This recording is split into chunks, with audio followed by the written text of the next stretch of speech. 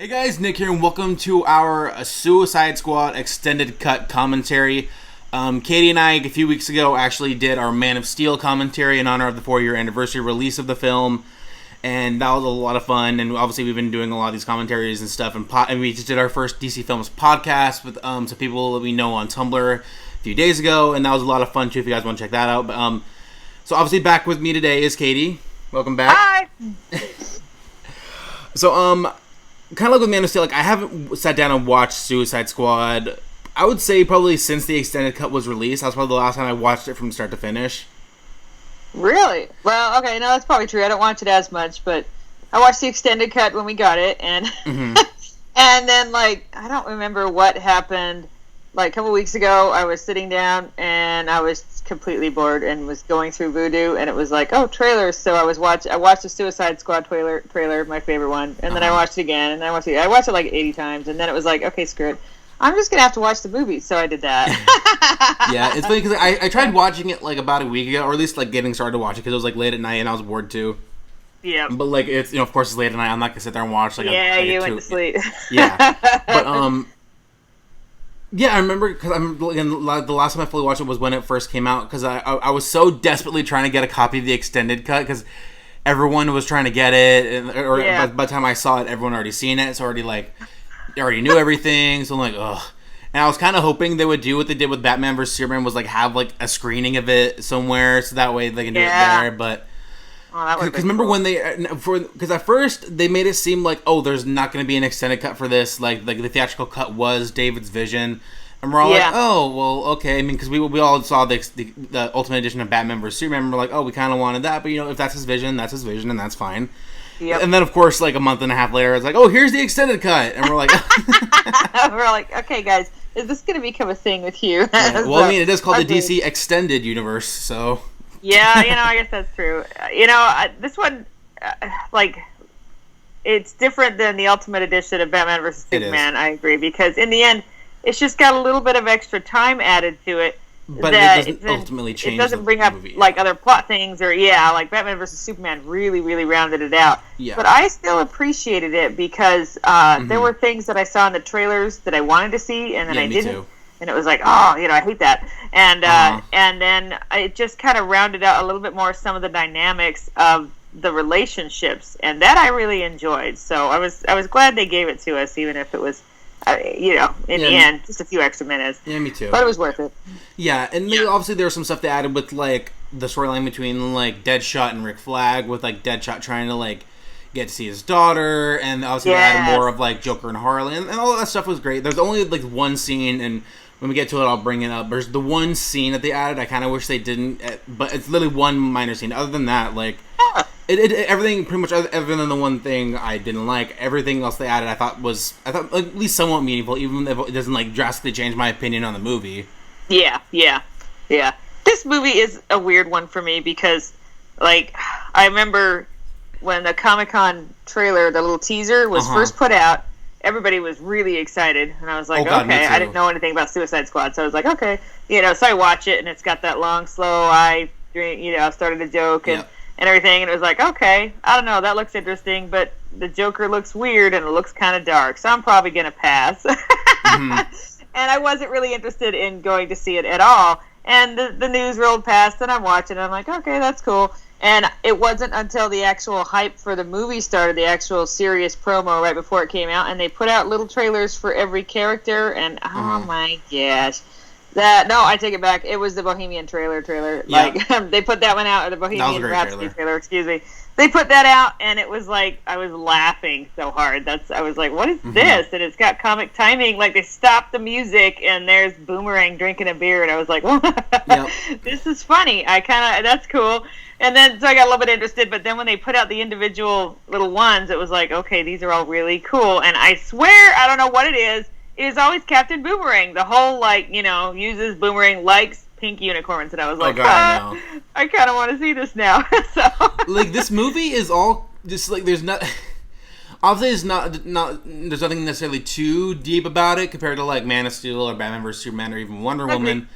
But there's something just, like, so crazy and kind of just fun about it, even though it's obviously not like my favorite DCEU movie. I can still like have a good time, and just like, this is just a fun look at some other characters that are in this universe. Agreed. And that was my same thing, and it kind of pulls me in whether I want it to or not, or whether I want to go or not, because it's just, I don't know, there's something about it that's really engaging. I'm like, this is funny, I like this. So yeah, it got me in spite of myself, and I think that's how it works, but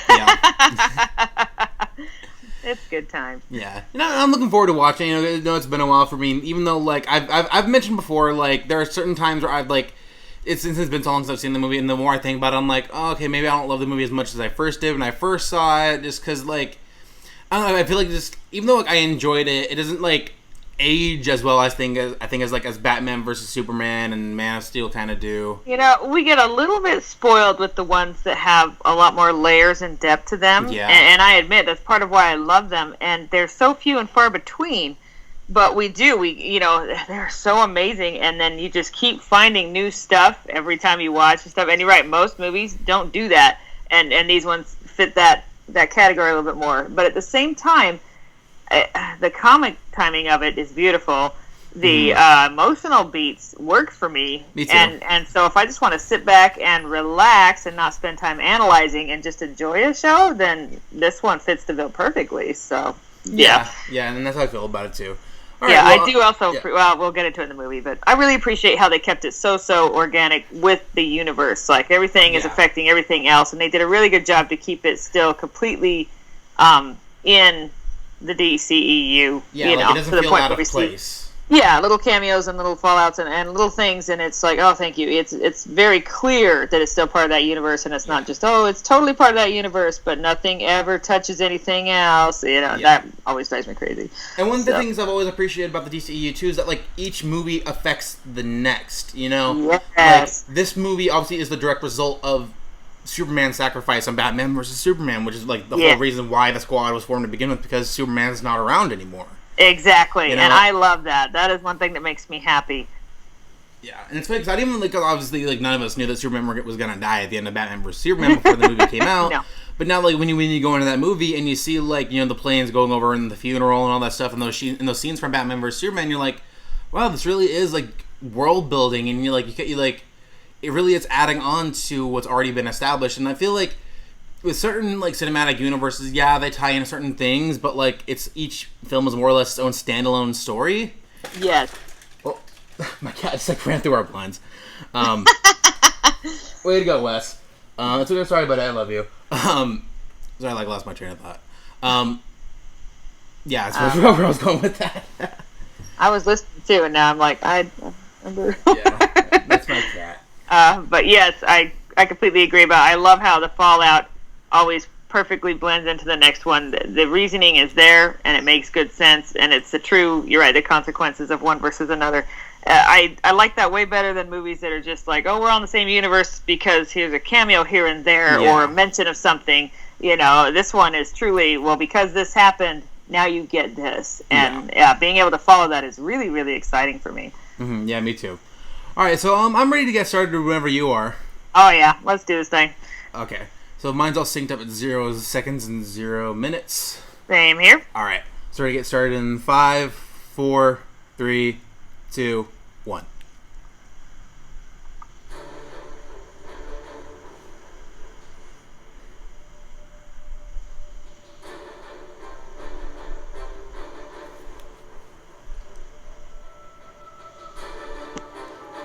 And I love all the neon in the movie. I know some people complained about the overuse of color in this movie. I thought it worked for the style.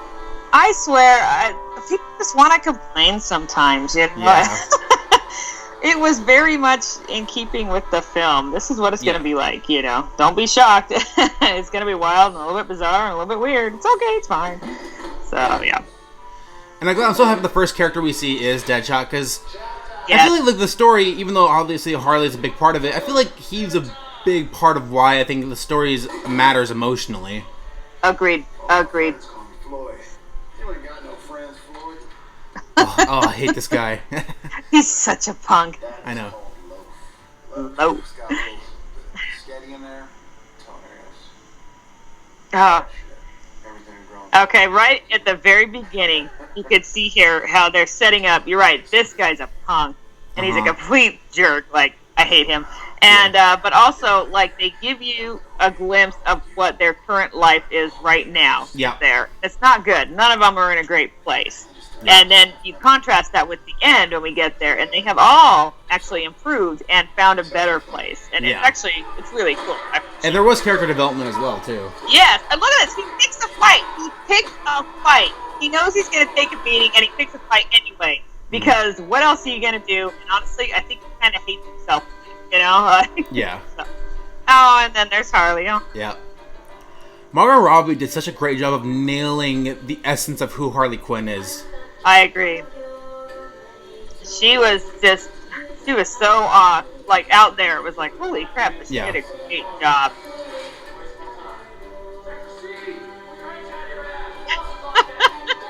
And it does really show you, like, okay, Deadshot's in a cell with a door. He's in a cage inside a bigger cage. Like, oh my goodness. It's obviously very dangerous. Mm-hmm. Look at you. You know the rules, Hotness. You gotta keep off these bars. On these bars? Yeah, those bars. Oh my god. Yeah, she's crazy. Mm-hmm. And she knows she's manipulating him too, and he just he's very like, and he falls for it too, for a second. Because that's what happens when you're kind of a sleazy punk who only sees chicks as, you know, for sex. Yeah, that's what you see. Mm-hmm. And he does, yep. I said where I want, when I want, with who I want. Oh man, I love you. Alpha 1, here. Oh man, you're 6'4". She's a tiny little girl. Yeah, okay, and right here, not only do you get to see her dissociative state, but you really get to see how badly she hates this guy. He is absolutely a piece of work. Yeah. Like, it was that moment where I'm like, okay, I don't like this guy at all. No. And I hope something happens to him, and something does happen to him, you know? Yep. And she's in such a bad state that, you know, like, she runs into the bars and knocks herself out. This is not healthy behavior. Yep. You know, it's not good. Oh, also, I love how they all have their own theme song. Mm-hmm. Reminds me of melodrama back in theater. You know, everybody had their own theme dance there. Every time they enter, oh, that's fun. And you really get a feel for the star. Oh god, I love that. I want that shirt so bad. Same. That was my favorite. I was so happy to see that. I know, me too. Yeah, it's funny because I follow a guy on Twitter who works for Warner Brothers, and actually I met him at the Ultimate Edition screening of Batman vs Superman, and he asked Warner Brothers like if they're ever gonna make those shirts, and they're like, "Oh no." I'm like, "Oh, why not? You're really missing that out." Was me. I was like, "Are you gonna put those out? I'll buy that." I know. I admit, I got myself a Superman symbol one, you know, with the Man of Steel symbol. No, I think it was Batman. And then I went ahead and slapped the member up back in fabric paint because that's the kind of nerd I am. But I'm good with it. So. Okay, so you know how like in Man of Steel and stuff, I point out all the Smallville like cameos and all that. Yeah. So this guy right here, who she's talking to, he played Rick Flag in Smallville. Oh, no kidding. This guy, yeah. Okay, I did not know that. Oh, that's awesome. I've spent all my time staring at him, going, he looks really familiar, but I never placed him. Yeah, he was Rick Flag. Lucky the Superman who shared our values. The next Superman might not. You're playing with fire, man. Fighting fire with fire. Yeah, interesting.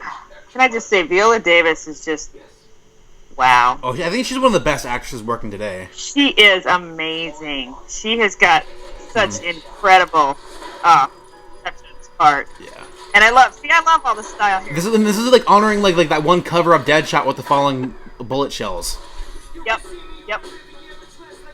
You know, some people, I remember like when they first announced the cast, they were worried that Will Smith would kind of like overtake like the movie, and it would be like, oh, it's like it would be a Will Smith. Yeah. And it kind of is, but he's not like it's.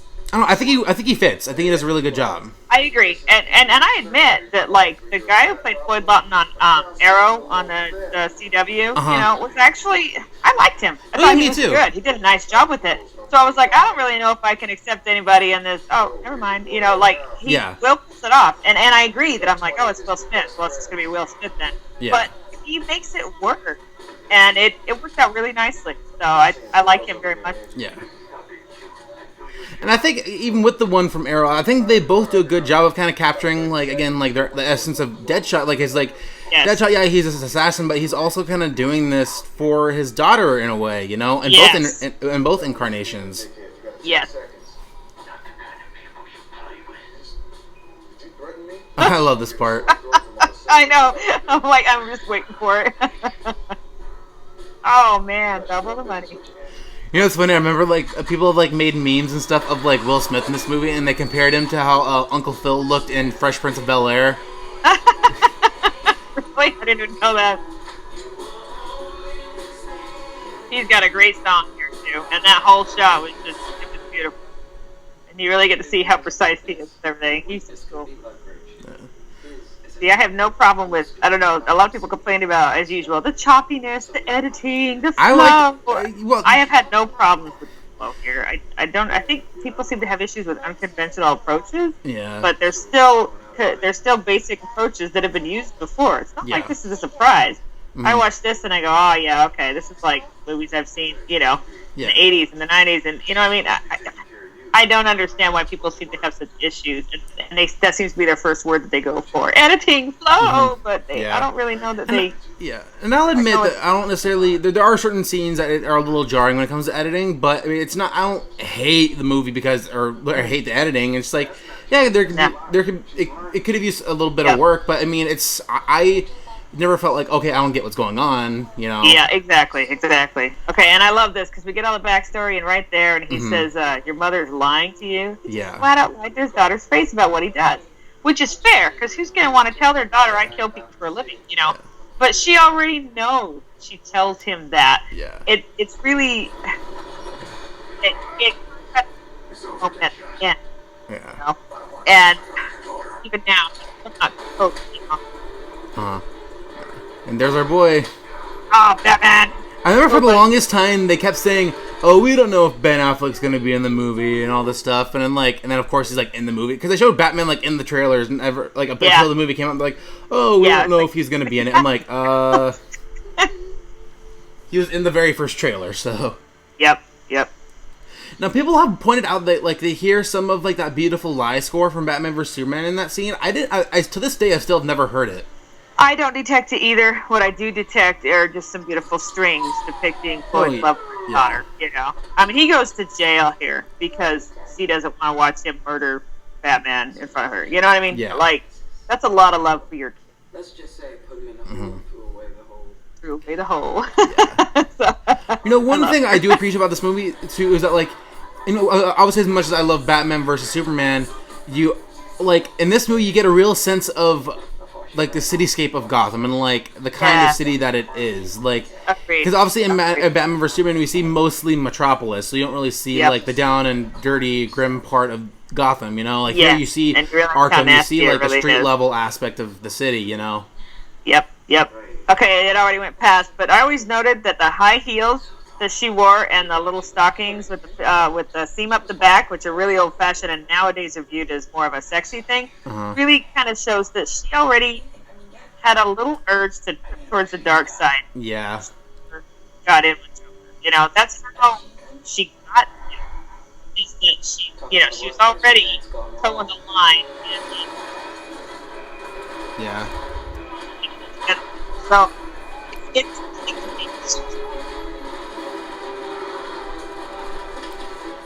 now I don't know if you ever noticed this when they're like showing her like her little introduction card on there. It said accomplice to the murder of Robin. Yes, I always did notice that. I really kind of want to know the story behind that. To be honest. Me too.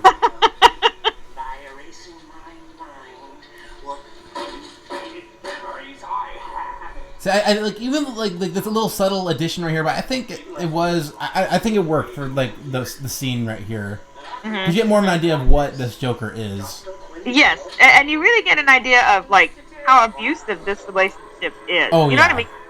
Like she helps him, you know, but then he repays her, with electroshock therapy, you know, and the whole thing when she's on the gurney and he's pounding and stuff like that, she's shrinking in, but she doesn't leave. See, it's a weird relationship, and it's not healthy at all. And I don't think it's trying to make you think that it is. But a lot of And I love that right here they show like her original comic book suit and like. Oh yeah, I was so happy to see that because even I remember that from the cartoon. Yeah, and also like that little bit of them dancing is very like I think it's paying homage to that one cover that Alex Ross did of Harley and Joker. Yes. In all black, and that's why I think that's like the DCEU does so much to honor its comic book history, and that's they really have a good time with it, and it's awesome, and it creates this kind of different aesthetic that just kind of seeps through it, even when if you don't recognize what it's paying homage to, it's really awesome. So yeah, it gives it a style all its own. Okay, that whole hand thing is just what on earth? Yeah. You don't have perfect teeth anymore, so you gotta pretend. Oh, there's a snap. See, right? The color snap. You know, I know Jared Leto's Joker was really controversial. Not even just his performance, but like everything that he did with like sending like the used condoms and all that stuff. Which I don't. He is a weird dude. I'll admit it. I'll admit, like it's. I know he was doing this best to try to channel the Joker. And that can be kind of a dangerous thing because that's one of the reasons why Heath Ledger. When Heath Ledger unfortunately passed away, he wasn't sleeping, and from what I read, he was like having nightmares of the Joker and all this stuff because he became the Joker, you know. So it's you have to do the bottom line is that method acting in itself is kind of a dangerous thing. It is, yeah. Because like I have a bachelor's in theater geek, you know, and really like there's acting and then there's method.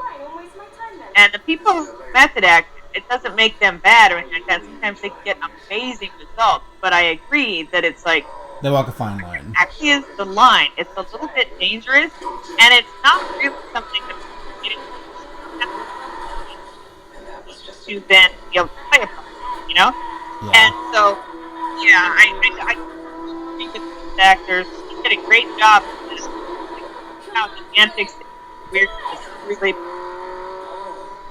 He was only going into the joke, you know, but we're all on the outside. Yeah. She's crazier than him and more fearless. There you go. Oh, look, he's back!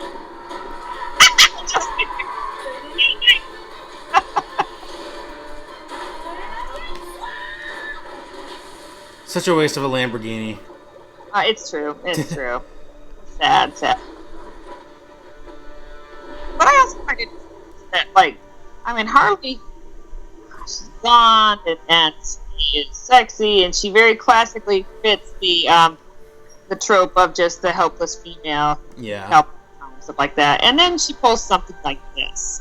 Like, now this one, yeah. Now this one scene kind of coming up. The one scene coming up in a second when he's giving her CPR. When the first time I saw the movie, and he's giving her CPR. At first, I didn't realize it was CPR. At first, I thought it was like he's like going in for a kiss or something from like Harley's perspective. I'm like, huh? Was weird. The angle was odd. See, you know, and I remember being like, what the frick? Because you couldn't see what was going on. And plus, it looks like it's a kiss. Up there, so he's trying to plug her nose. But you're right, because the angle of the you shot. don't see her head. It looks just strange. Yeah. So. But I also agree that anybody who wants to get all foamy about that and then use that as a reason to dislike the movie is probably just, you know, yay, pink unicorns! I don't know what it is about this movie, but it makes me laugh. And then here's Zach's directed scene.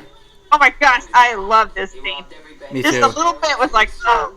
And it's our first official look at the Flash, even though we kind of saw him in Batman vs Superman. But this is like our this present day Flash. How his powers work, his physicality, his lines, you know. Yep. No honor among thieves, eh? Oh, so awesome. Yay! I need me some Flash right now. I can't wait. And here's one of my favorite characters in the entire movie. Mine too. I love this guy. How'd you catch him? We didn't. He surrendered. Choctaw Santana. On the streets they call him El Diablo. This LA gangbanger thought he was king of the world until he lost his claim. Russian, flammable. You extend the power. In a prison riot and incinerates half the yard. The security video is incredible.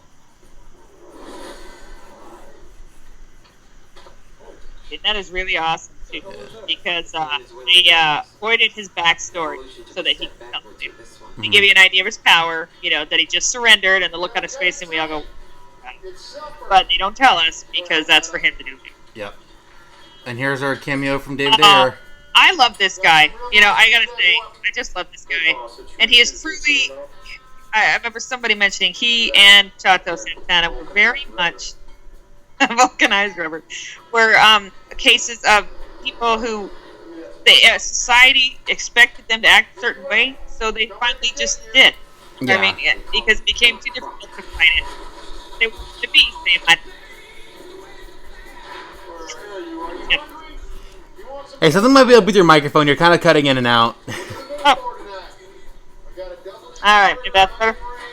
Kind of, it's a little better. What the what?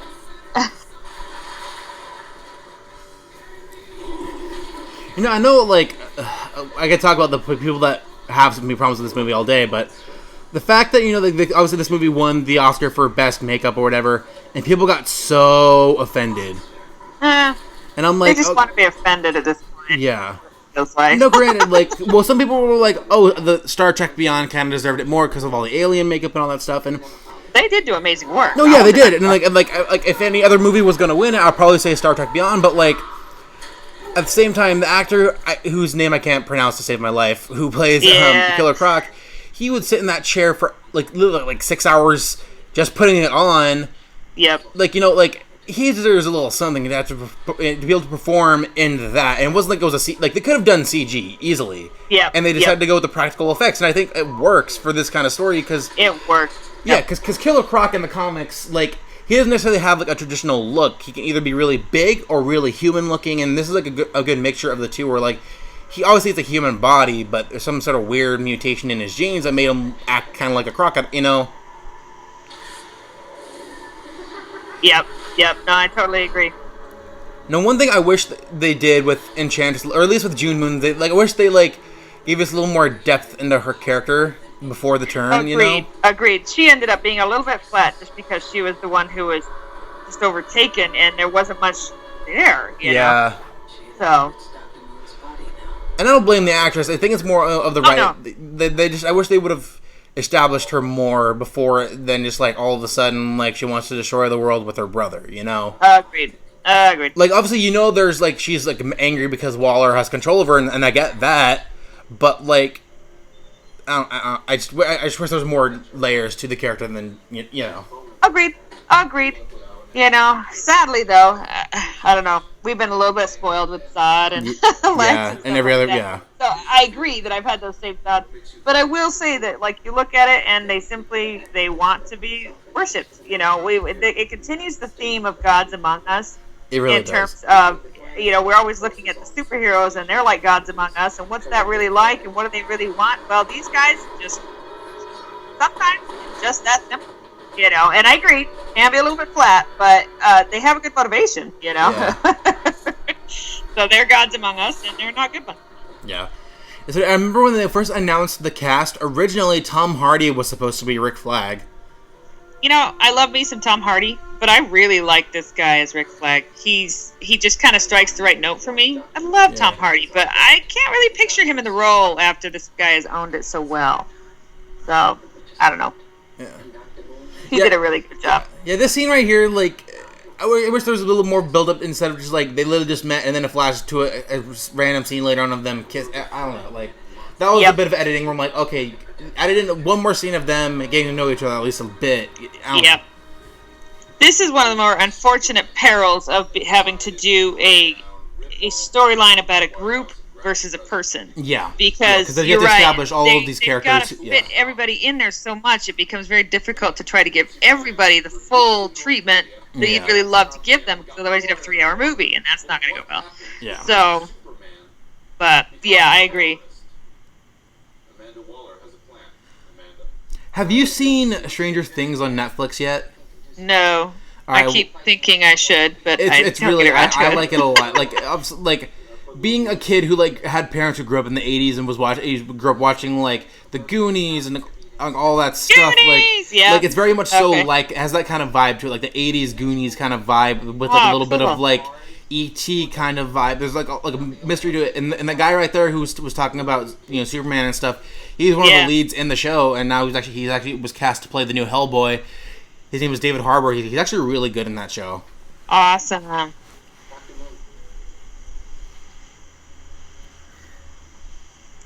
I do feel kind of bad for her because she, the way she moves is radically different than Enchantress. So yeah, Kara does a good job with that. Yeah, and I think performance-wise, she did good. She's basically just being used because of the thing inside her, like, you know what I mean? And then forced to produce it, like, I do feel bad for her. Yeah, me too. So, and I love the visual look of right here, the transformation. Yes, I was going to say, one of the best transitions ever. Let me see this.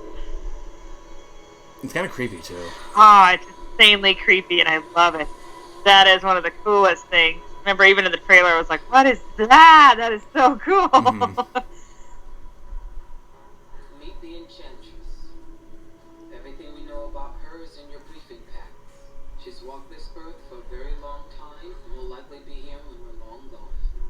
This meeting is now a magic show? Magic or not, this girl can do some pretty incredible things.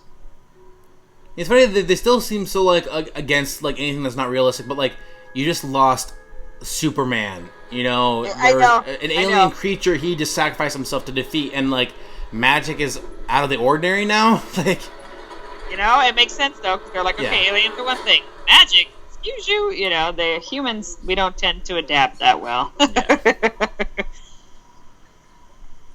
And you will notice though that she glanced down at oh my gosh, Waller's binder and noticed the other statue and stuff like that. Mm-hmm. They're not spoon feeding it to us, but she's picking up the small things that she needs. Yeah. I love that. In order to to get what she wants.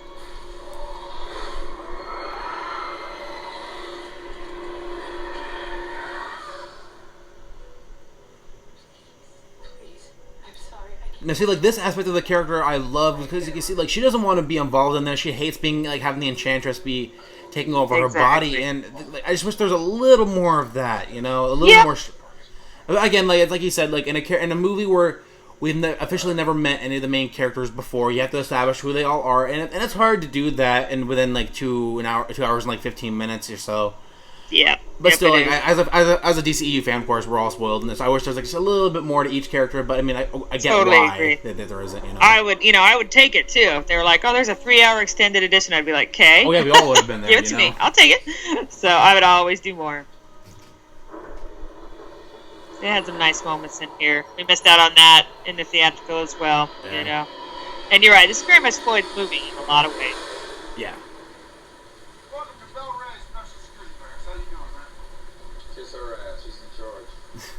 Okay, Rick Flag's hat, his flag is backwards. His flag is backwards. Every single time I look at it, I'm like, yeah, and I noticed that too. Yeah, well, and I asked my husband, I'm like, that's not normal, right? He goes, no, it is not. I was like, okay, good, that's what I thought. That is a conscious choice. That is an on-purpose choice by the costumers, directors, everybody doing this, because in this film, the government is supposed to be the, quote, good guy, but even they are manipulative and exploiting people and doing things that they shouldn't, and therefore they are just as backwards as the criminals that they're forcing to serve them, and so his flag is backwards. Yeah. And if you'll notice the flag symbolism in this film, it is always in some way, like later we come in, do a camera pan through the burnt out remnants of a hanging flag, they're always pointing out that America is not exactly what it should be in this film. There are no real, quote, good guys here, Yeah. His physicality is amazing, too. It really is. I really, really love this character. Me too. Oh. I just kind of want to, give him a hug. I know. He'd eat me, but I'll give him a hug.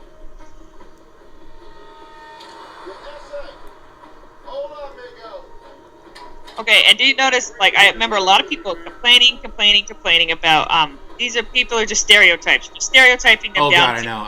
I see this. He's like... Well, here's the thing. He's doing it. The guard does it. Essay, put your burrito down. You know he doesn't have one. Like, Yeah. you know what I mean? He's just taking that stereotype because he's Hispanic and laying it all over top of him. Yeah. And it's his treatment of them is horrifically disrespectful, you know? Oh yeah, and it's racist too. It is totally. And you really realize that, like, I don't know, I'm looking at him and I'm like, you know what? If you watch this movie and you came away going, oh, they're nothing but stereotypes of what they're supposed to be, Then then they you got have it. just stereotyped them, Yeah. not the director. Because, excuse you, you've got a man who's decided that he will not lift his hands again to hurt anyone, you Yeah. know? And then sacrifices himself at the end. Hey, but that's a stereotype. You know what? If that's a stereotype of Hispanics, then I'm all for it. You know, I mean, anyway. He's a beautiful. And he's so dramatic. You go, buddy.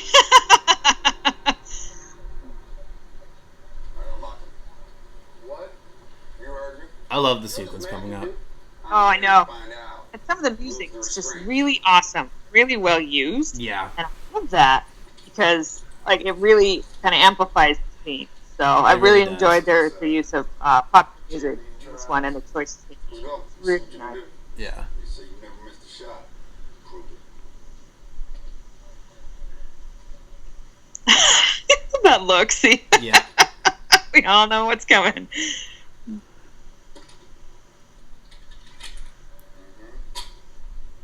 You got one in the chamber. What you gonna do with it? Everybody calm down. Briggs, tell your men to stand down. Stand down. This is exactly what I was concerned about. What's for dinner? Ames, if this man shoots me, I want What's you for to dinner? and I want you to go clear my browser history. Oh my gosh, you're a pig. I know. The firing pin is filed down, right? Mag full of dummy rounds. If I pull the trigger, nothing happens. You're absolutely right. Ooh. I would look at I love that she like tries to like test each of the squad she encounters. You know. Yes. Don't empty nothing. She's- You ain't noticed. Don't empty nothing. Yeah. When I brought you that cookie, it was a real cookie. Oops. Ooh. He's I love excited. it. He smells it. Holy crap. Great.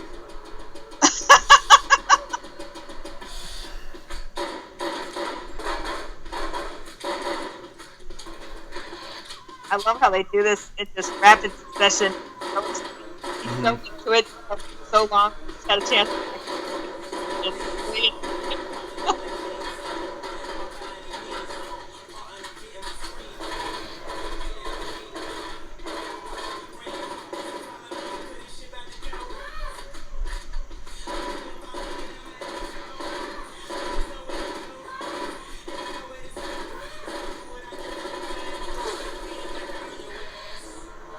Oh no. God. What a perfect way to show that too. Well, I'm like, what the it- frick? They only have one hole in him I because he know. kept hitting the same one over and over. This guy's really good. I know. At first, I'm like, oh, he's just gonna be hitting the target. It's just to show him how good he is. I'm like, oh wow, he's that good. Oh, I know. We're all like, oh, okay then. And a mom can have like supervised. I love this banter right here between the two of them. Oh, it's the best. Darnell can't come. I think they have one of the best dynamics in the movie. That will pay for my daughter's whole education. They have really good Best dynamics. schools. And then I want her to go to college, like Harvard, Yale. Ivy League, yeah, one of the big joints, you know. And if she can't cut it, and her grades start slipping, I need these white people that. Oh, yeah. I love it. He's like, yeah. Nobody writing shit down. You're in no position to make any demands. Oh, I'm sorry. You thought I was talking to you. No, Aaron boy. Talking to your boss. That's my price, sweetie. You know what it is.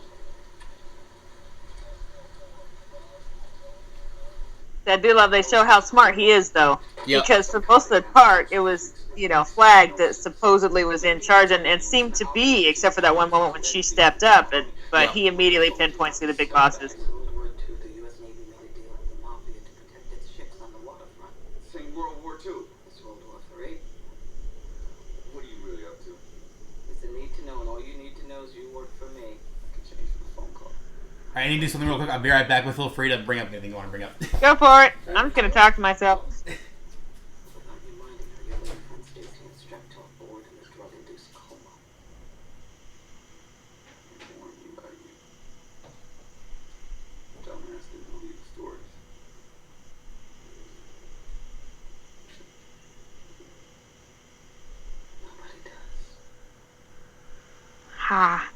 she's just cold, and I love it. I love how she plays that role. She's never afraid to apply her leverage. Also, Joker's finally lost it. It's not just her. Everybody's disappeared. There's this new law where if you're bad enough bad guy to stay terrorist on your jacket, they send you to the Oh my gosh, is that a piano top in the background? He defiled the grand piano and then wrote all over it. Oh, now he's really a criminal. What do we do? Bring the car around. We're going for a drive.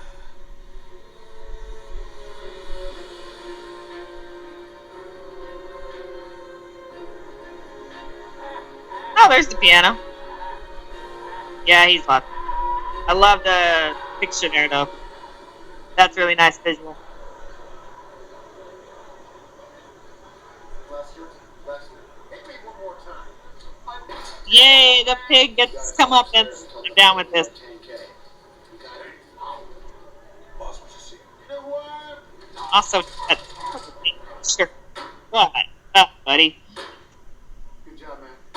You're killing it. Come on, man. I'm not here, alright? Yeah, I'm down. I get it, alright? I've had a run of bad decks. It's not my fault. Alright? Dude, this is real. Try to stop these guys from burning down your house with your kids in. I like the meat cleaver for intimidation. That's real nice. Why do you think so? Yo, Slade. What's up? Breeze. You are. You mama to keep your mouth shut. Time go, man. What's going on, man? This is crazy.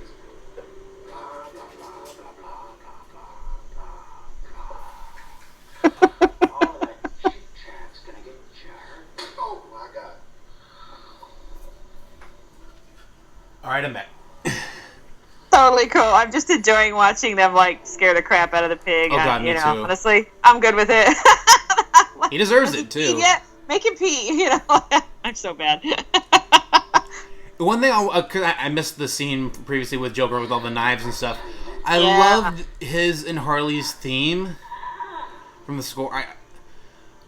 Because honestly, I don't necessarily love the score as much as like other DC films, but I think Harley and Joker's theme, I think, is one of the best parts of the score. Agreed. There are several moments of the score that even in my first watching, I was like, "Oh, that's really beautiful," and I agree. It didn't grab me as hard as Man of Steel or Batman vs Superman, but there were some really, really nice moments that I really appreciated. Yeah. So, and that was one of them, definitely. Okay, look here, chick.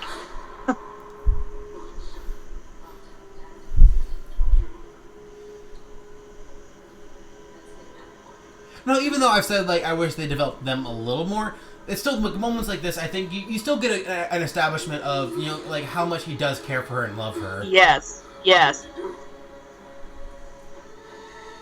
It's a beautiful thing. Now, one thing I wonder about, because when they first introduced us to Enchantress earlier in the movie, does she just happen to look exactly like June, or is that because she took on her form? I want to say it's because she took on her form. Okay. It makes sense to me that she would just take her likeness. I think her natural form is probably a little bit more, how do I put it, formless. Yeah. So it doesn't have a particular identity. Uh-huh. I'm just going to go with that. Yeah.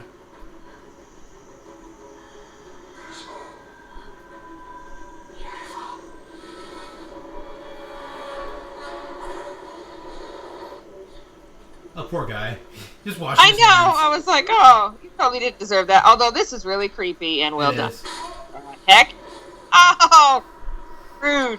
No, if they were to ever bring Enchantress back, you know, because obviously they're still in talks to do that one Justice League Dark movie. I think she would be a good fit in that movie because there's very a lot of horror elements to that character.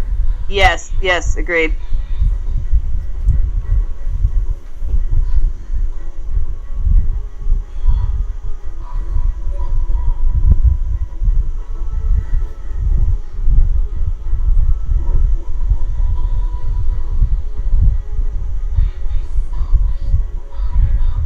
See, the Gods Among Us theme does come up. Plus, I really appreciate that they're brother and sister. I don't know why, but for some reason, the idea of family and their dedication to each other, is a good thing. I like that much better than if he was like her lover, you know? Yeah. And I think family also is a big theme in this movie, between like Deadshot trying to get to his daughter, or even like El Diablo kind of looking at the squad as his family in the end. Exactly. And by the end, they have, in a lot of ways, kind of developed into a weird, dysfunctional, awesome family. Yeah. And so, I really like it.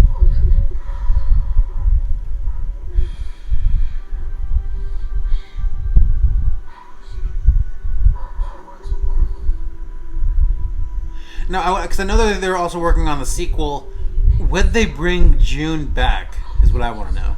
You know, I would kind of love to see her back on, Inhabited, just to see. I agree, just to get more and see what she's like, know. But it would have to tie into the plot. She would have to be needed because of her, expertise or her knowledge of past events, or you know what I mean, because of her job and her profession. As far as I'm concerned, if they just brought her in for the heck of it, or because she's Flag's girlfriend, I'd be a lot more annoyed.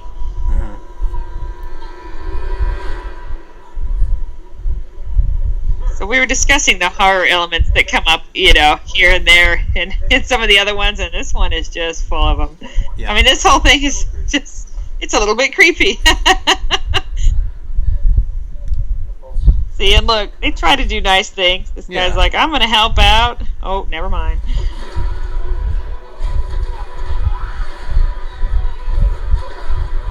Then these poor people. Oh, man. Don't touch the third rail. I kind of forgot that he just, like, absorbed them. Yeah, that's the thing. Like...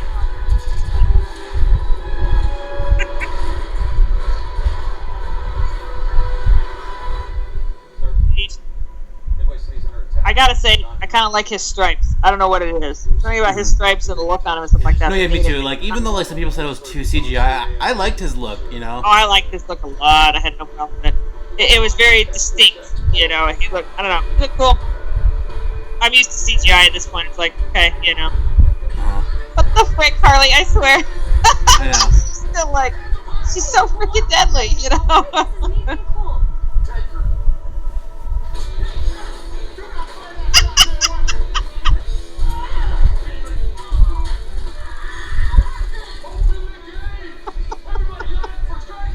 In the song, the music cuts in while she's hurt.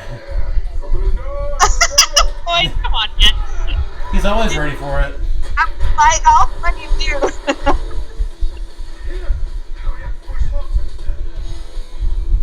And see, it's like you said, like no matter, even though he's saying he is not going to harm them, granted he's a prisoner, they still treat him like he's going to like kill them all. They don't trust him at all. Is that the new guy? I love it. Okay, do you remember the article that came out way back when that said that those devices were a Wayne Industries product? Yeah. I'm kind of glad they weren't, but it wouldn't have surprised me at all if they took something Bruce's company made and then tweaked it to make it this.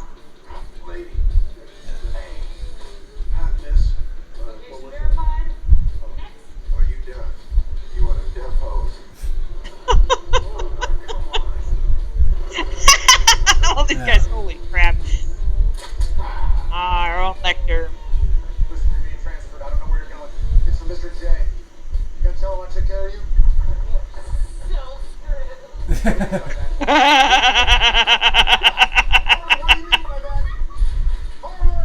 I agree, Harley. Just sell him out, man. It's okay. Well, yes, you see, it says a division of Wayne Corp, so...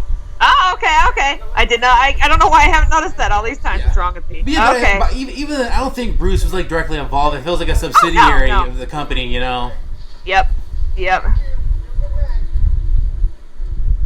If they're a division, then he doesn't have direct oversight over them. Yeah. Panda. What's up with the panda joke?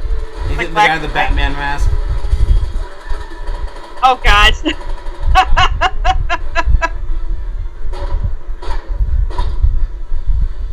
Pretty strong glass there. That's good.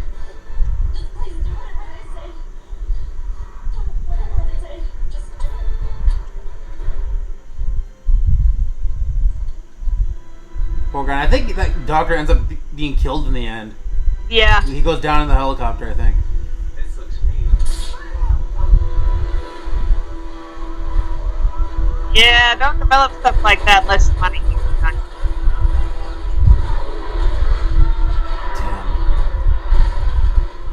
Like, I remember the first time I saw the trailers for it, and I saw the way he used his power, and I'm like, wait, is that Groot from Guardians of the Galaxy? Because the way these, like the twistiness of his, you know. Yeah, of his metal. Yeah.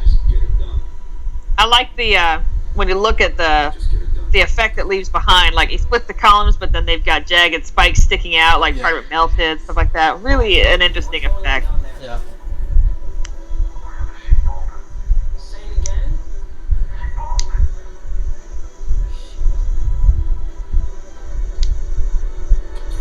Merciless.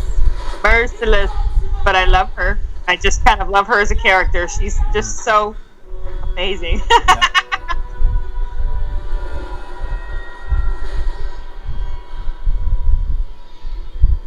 Even though I think the finale is a little too CG'd, I love her updated look right here. Yeah, I think it's nice. Oh, there's the flag in the background. Every time you look behind him, you can see the flag, yeah, I see. and the bottom part of it is just eaten away. Yeah. Yeah.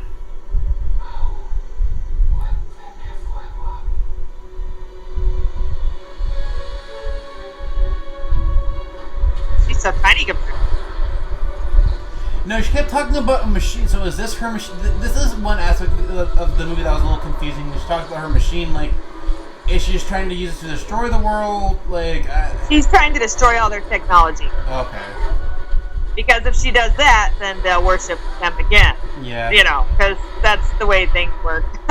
But still, yeah, that's the whole thing, is that they worship technology now, so we're just going to take it all out. Which is why she goes directly for all the military technology. Yeah, and that's ships. true. That's a good point. Good point. Yeah. Because the first few times I saw it, I was like, she kept talking about building her machine, and it's just like energies. That's why that's one thing that was a little confusing. I see that. And again, there's victims, there's, fallout, there's all sorts of, this is not everybody escaped, okay. Yeah. Oh, was that a wedding? I'm sorry, hon, that sucks. What's going on in that city?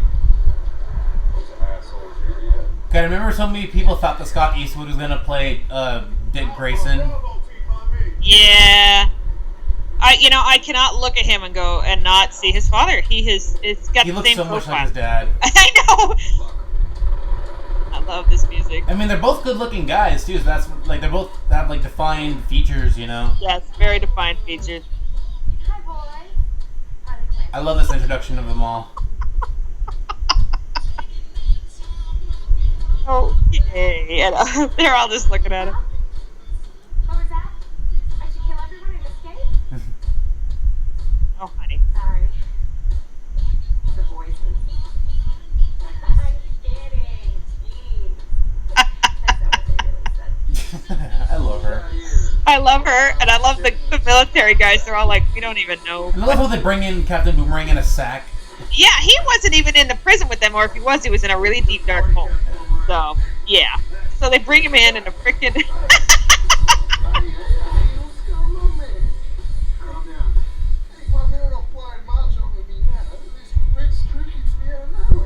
Shut up, you caught robbing a diamond exchange.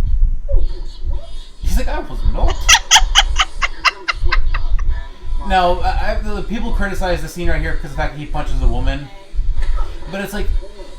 She just called him a scumbag. It just really shows that they don't pull any, but that's a woman. She had a mouth. I remember him from Flags of Our Fathers. He was really good. I just remember him from Joe Dirt and Law and Order. Yeah, there you go. I'm kind of bummed that he doesn't get as much part as I wanted, and that we didn't get any backstory on him. That's what I was like, crap, he's got a red shirt on because we don't know squat about this guy. Yeah. So, now, one, and I'm sad about that. Yeah, one thing I'm happy that the DCEU does, I think we brought it before, is the amount of diversity in their films. Like, yes. You don't see very many. First of all, you don't hardly ever see very many Native American actors or actresses, and then DCEU back to back has Native American actors in fairly leading roles. Yep. And this one doesn't make it very long, but I got to tell you, I love Chief and Wonder Woman, and I was so impressed. God, me too. He was so great. All the way to the end. I was like, you go, buddy. Yeah, it's funny. So, that was awesome. The day we did the commentary, I saw Wonder Woman again, and to me, I thought it was even better the second time. And it was for me too. Yep. Much like so with Batman vs Superman. Oh gosh. I love her happy squeal. Yeah. It's like classic girl. Oh, yay, my stuff, you know. And I like how Killer Croc's like licking his jacket. I know. I love him, though. I love Killer Croc. He just has a Letterman's jacket. That's all he gets. That's all he takes.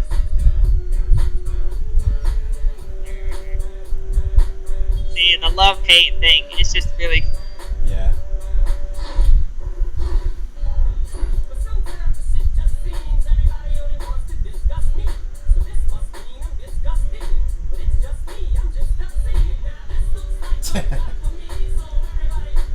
What on earth, dude? I don't know, but it kind of makes me love him. Yeah. Thank you. Okay, I admit I don't need the sexualization, but she's kind of, that's what she is, you know? Like even in the comics, they've never sided away where it's kind of okay, you know? Yeah, she's never been like, I mean, like even in the comics, that's what she was. The only place she wasn't was the animated, which of course, you know, makes sense. Yeah. Every time I put this on, somebody dies. I like putting it on. I wish she used that hammer more. That hammer's awesome! I think it's better than her bat, to be honest. Yep. Because in the comics and most of the animated stuff, she mostly uses the hammer. Oh, really? Oh, see, that's cool. That poor old Diablo, he's just there. He doesn't even want to be there, and they're all picking on him. I know. Boy alone, you can torch this whole joint. And go right and say, you got nothing to worry about for me. I'm cool, homie. Behold the voice. I love this. He looks so unimpressed, too. My name is Amanda Waller. Well, this is their first time trying to... I just noticed Killer Croc winked at her. I want you to enter the city, rescue HVT-1, and get them to safety. But later he's like, oh, I like her. So, For those of does us he have a who crush on don't her? speak good guy, what is HVT1? The only person that matters in the city, the one person you can't kill. Complete the mission, you get time off your prison sentence. Now, one thing that's also a little confusing is why they didn't just tell them straight up, hey, just rescue me. I mean, I probably would have been more against it, but because it's... they hate her and she knows it. Like, she's half the reason that they're there. Yeah. And she, Amanda Waller is a classic example of, like, my grandfather on steroids. Uh-huh. That man never shared unnecessary information. You're like, you know, I mean, some people, it's just their nature to be a bit more secretive and to not be completely wide open to everybody. And definitely a bunch of criminals and felons that she has put together for this. She's not going to tell them what they're coming. Yeah. Katana. It's a good twist, too. I love her. Love her. Alright, now one of my least favorite additions to the extended cut is coming up here in a second, and I'll point it out. Okay. Yeah. I want a whole Katana movie. I have a whole Katana movie. Yeah. I kind of hope she's going to be involved in Gotham City Sirens somehow. Oh, that would be awesome. I just want more, so I agree. I'm Me like, too. please bring her back. Please give her, you know, the actress is adorable in real life. It's the cutest thing. But I love the way she does it. She's beautiful. And such a cool character. And another thing that annoys me so much, people complaining about the fact that Katana speaks nothing but Japanese throughout the entire movie. Oh, I love that. She's a Japanese character. Like, yes, and she even mentioned that like she brought her father, you know. Yeah. Such a death story. You know, she brought her father to see it with her. You know, and he's always very sensitive about the fact that you know he speaks Japanese and his English is kind of broken and stuff like that. So it's like you need to come with me. He's Japanese, big American. You know, like it's a big deal, and it's I have no problem.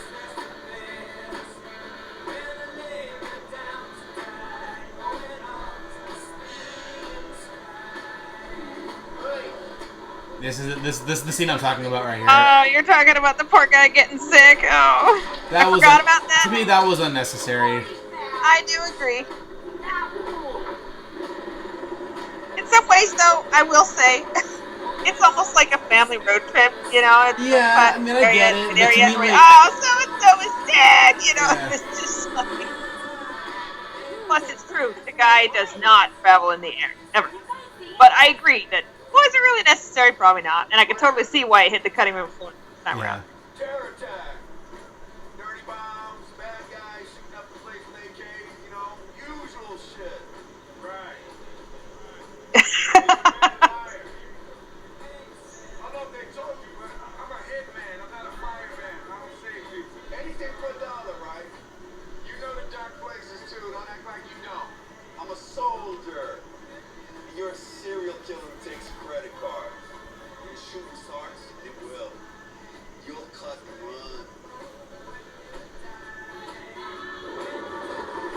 love the whole dynamic between the two. Yeah. And not just in terms of like boy flag, but really the whole idea of the soldier thinks that he's on the right side. Obviously, that's you, but in the end, nobody. They're lucky to have survived that. They are.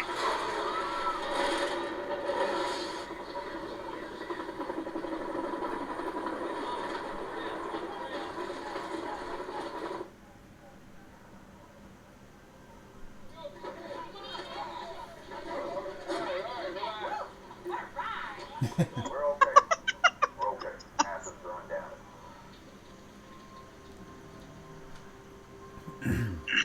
I love how they still Waller worried there, you know. Yeah. We don't see that very often, but she is, you know. Holy crap, did they just die getting here? But she's also relying on them to save her. Yep. That's what I mean. You know, that's why she's worried. You're right. She doesn't really care if they actually die. One thing I love too about like the behind the scenes stuff is like, and how much all the cast just got along and were hanging out so much and supporting each other throughout the release of the movie, and like even Adam Beach right here, like he like was barely in the movie and yet he was there for all of the press and all the like he. Yep. Like they're also like you know, without Jared Leto, like they're all spent so much time together. It's just nice to see a cast with just a great dynamic like that. I agree. They have an excellent rapport, and that's a wonderful thing. And it starts to show, which is why, honestly, Suicide Squad 2, okay, I'm there for it, because that rapport is going to be even more developed. Yep. It'll be some really awesome stuff. Oh, I love it. Hold your fire. Sorry. That's what I did. Oof. His head's gone, right? Yeah, I can't tell, but I don't want to look too close. Yeah. See right there, though, you really get an idea of how cutthroat they are. Yep. She just laughs, you know, everybody else is worried about themselves, and Boomerang is like, ah, dang it, you know, because that was really only just a patsy or a play to see if it was real. Just threaten me. You just threaten me. Move. Boyfriend. Dude. Yeah, he's a prick too. He is just a weirdo. But there's something, even though he's a terrible guy, there's still something likable about him. That's like Yes. he's almost And like that's what I find, too. the It's lovable hard to idiot kind of, you know? Yes, the lovable dirtbag, you know? Like Stay here.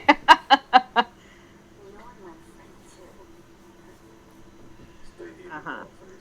Spread the word.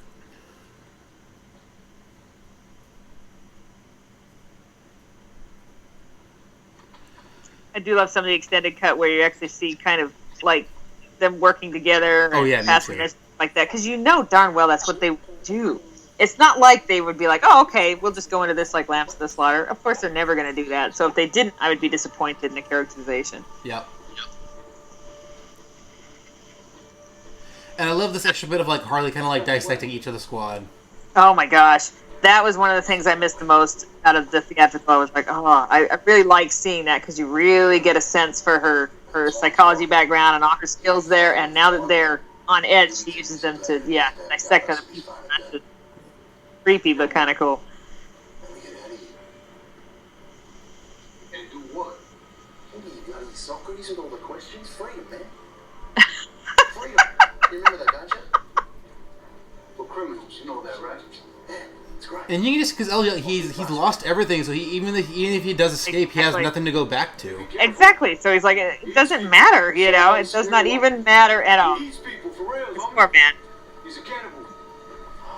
See, not even El Diablo's like perpetuating the stereotype of Killer Croc too. Yep. See? He's just like immediately no.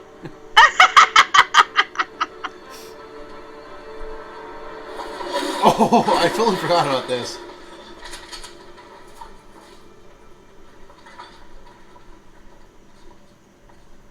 What did you say to him? Nothing. Just having a laugh. Yeah. Okay. I really I like this because you get to see some of the extra dynamics, and that's important, to see how they work with each other to start with versus the end. Yeah. See, that effect is really, really cool. I mean, it's weird. I remember they showed that little bit in one of the first trailers, because for the longest time, we all assumed Joker was going to be the main villain. And we saw that and we're like, huh? Yeah. Like, Joker can't do that. Now, one thing I feel kind of bad about, too, I mean, I don't know if you ever saw a message that David Ayer posted on Twitter saying how, like, there are certain things he wished he did with the movie he didn't wish people hated as much, and he should have had the Joker as a main villain and all this stuff, and it's like, no, a director shouldn't have to come out and apologize like that, you know? Agreed. And you know what? Like, if I have problems with the movie or not, it's art, you know? He made the movie he wanted to make. Yeah. And now he's only sorry because people hate it so much. And that's kind of bullcrap, You're right. He should be allowed to make his art. And, whether or not people adore it, he shouldn't have to regret it later. I thought it was great. I really enjoy it. I don't want Joker as the main villain in this, to be honest. I mean, it would have been interesting, because I think a lot of it, because there was an animated movie that came out a couple of years ago that was essentially a Suicide Squad movie. It's called Batman Assault on Arkham. And it's kind of very similar kind of plot, where it's the squad's first time assembling, and it's most of the same characters. Yeah. And Joker's kind of like the main villain. Joker, and Riddler are like the main villains. And I think people saw that and were like, oh, well, then Joker should have been the main villain in this. And granted, like, because I think a lot of us, whether EU like Jared Leto's Joker or not, they just wanted to see more of this Joker, not having be sidelined to just Harley's love interest. But at the same time, like, this isn't about this isn't Joker's movie. It's Suicide Squad. Exactly. I don't want it to be the Joker's movie. I think there's time for that. If they wanted to do that, they could do that, next time. That's cool. But I think they got a far more nuanced idea with him on the sideline working his own play, like the do. Oh my God! I know there's that scene. I love her gun too.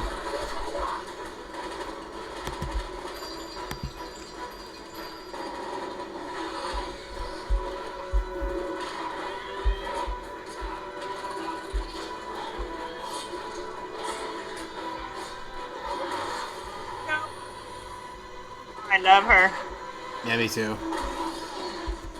And I do like Harley's gun.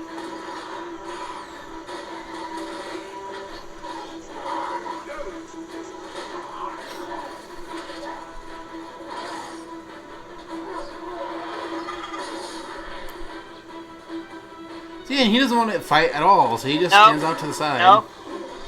He just walks away. Yeah, and so I remember walking out of this movie, I'm like... Did you just knock my beer out of my hand? Yeah. I remember walking out of this movie the first time seeing it, and I'm like, I feel like El Diablo was kind of like the Superman of this story. Like, he doesn't want to fight anyone. He's like afraid of his own power, and he ends up sacrificing himself to save the world, you know? Yep. Pinky, no!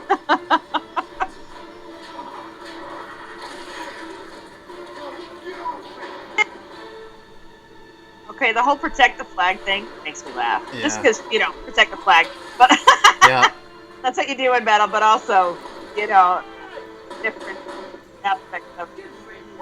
He dies, we die. Fine.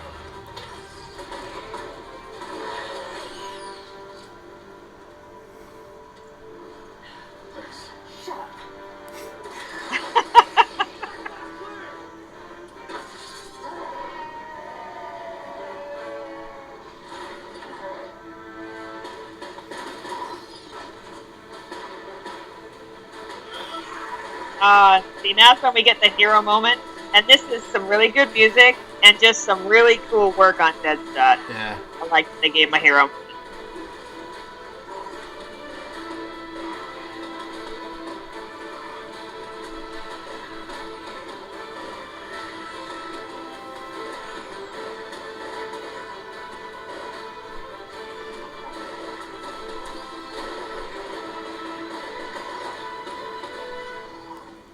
That was cool. That was awesome.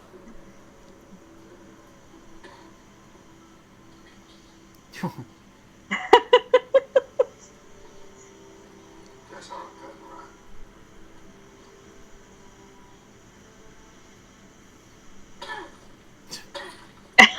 right. Honey, he's dead. What? I saw you.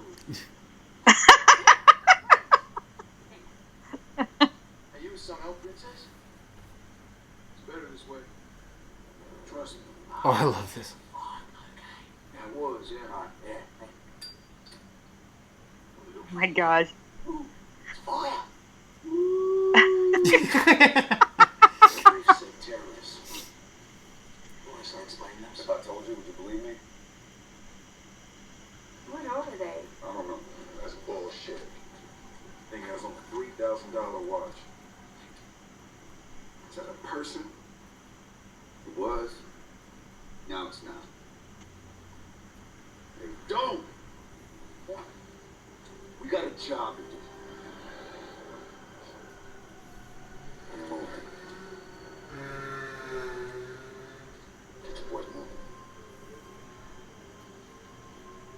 Let's go.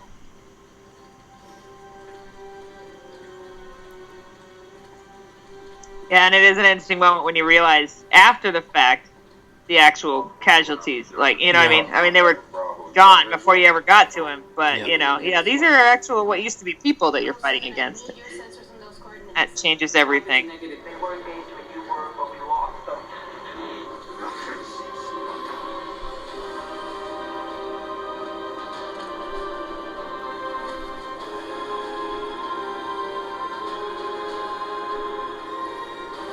I gotta say, if I was that guy, I wouldn't be walking. They'd have to drag me. So does she like make out with like every single one? Apparently, which is actually kind of creepy. I mean, my gosh, just touch him, man. It's okay. Just put your hand on their shoulder and make him a thing.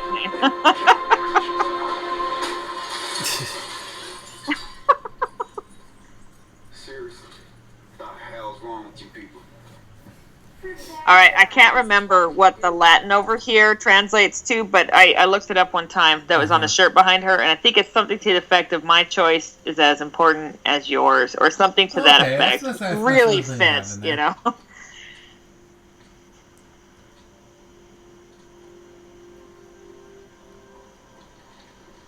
Hey, bedside.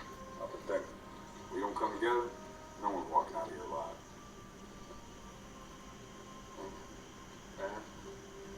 These people respect you. You got influence.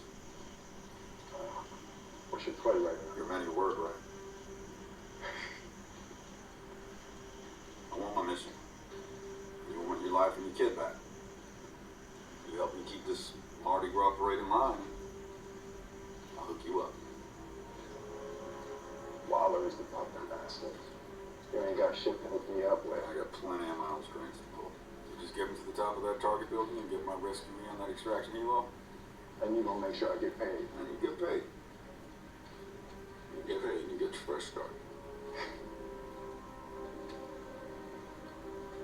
Yeah, it's interesting to watch him make alliances and give promises that they probably can't deliver on, stuff like that. Anything to get their result. He's learning from Waller real nice. Yeah. Get up there, pull them out the vault they're hiding in. Helos extract us off the roof. It's another time. Check. What? Who's up there? None of your concern. I'm not telling you.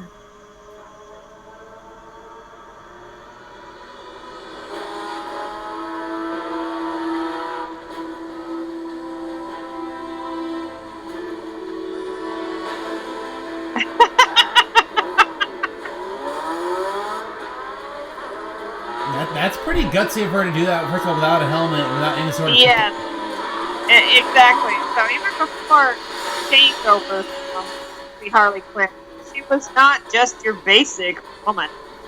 Yep. She's got a dark edge. I love this right here. You're not leaving me. You're not leaving me.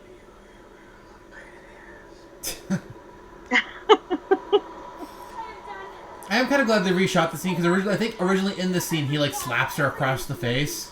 Whoa. I love you. Yeah. Yeah, that's a bit much. Yeah. I am not someone who is loved. I have an idea. State of mind. I execute my will according to my plan, and you, Doctor, I'm not part of my plan. Ian, I promise. Let me in. I promise I won't hurt you. Promise. Hey, dick face! Mine screaming Whoa.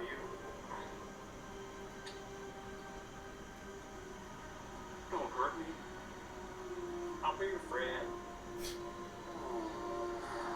He's just creepy. Yeah. But it's really interesting, the dynamic here. Yeah. Yeah, see, and again, this reminds me of The Dark Knight, you know? Like, Yeah. got a slight death wish, you know? You went so crazy, I think you're insane. Go away. Harley, you coming?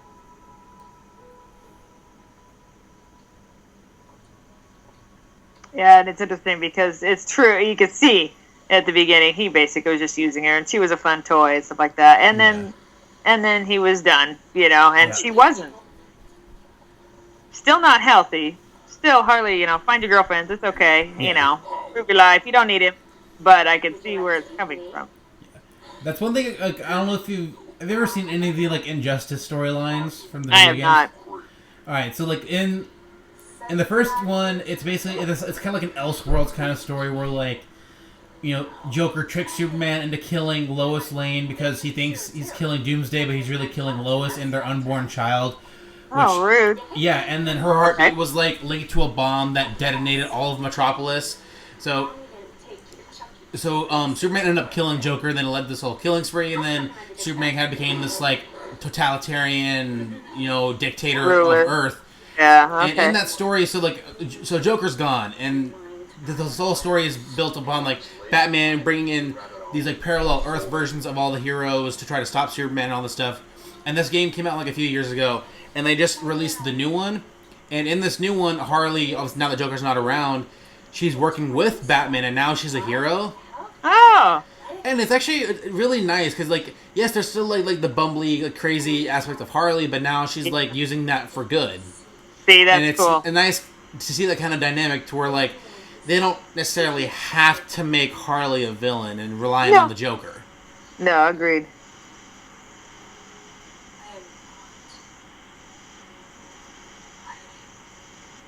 I love that little tidbit of her removing the mask. Oh, yeah. Oh, yeah. She is cool. I'm like the two of them, just watching her try to pull everybody apart. If we don't blow our heads off, we'll have to fight our way out of this city. And we need to play nice with the other children.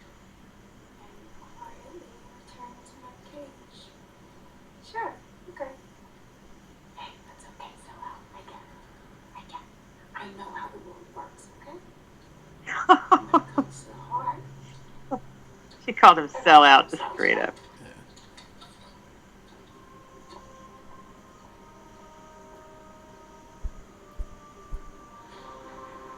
And it's funny, was it John F. Ostrander? That's the creator of Suicide Squad. Oh, okay. Cool little tidbit they added in there. That's awesome. Well, we're about to end building. Get that chopper ready. We say we get this over with. Down. That chopper. Fall back.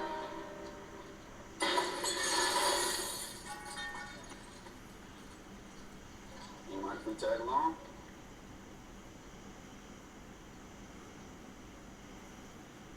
I remember these shots were from that first teaser trailer.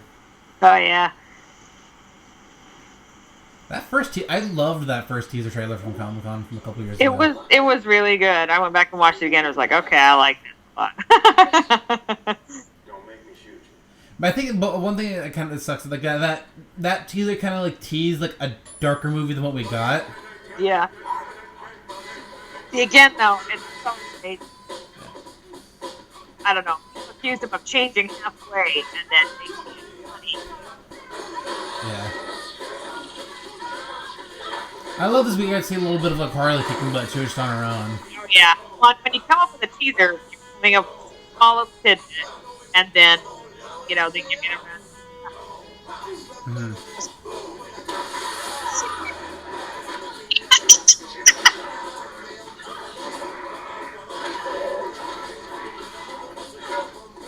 A lot of her. I love this.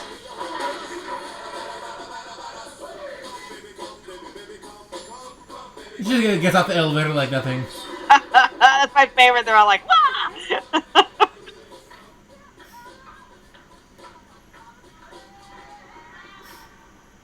Come on, let's go.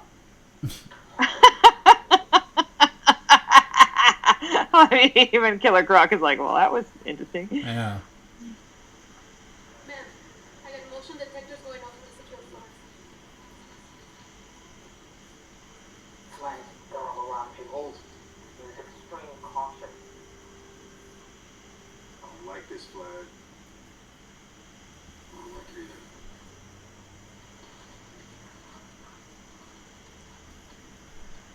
Pussy. I will knock your ass out. Knock your You guys, such punks, I swear.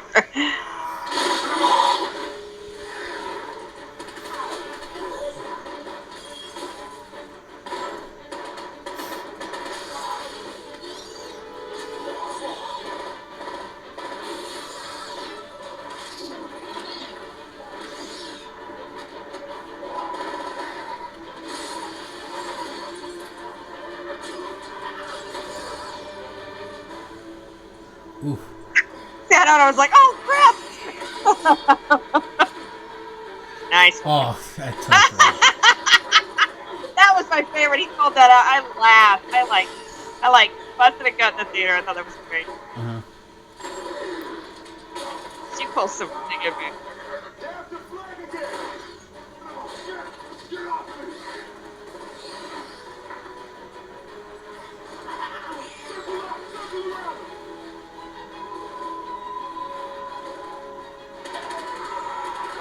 These flags, you die, we die. Everyone move out! All right.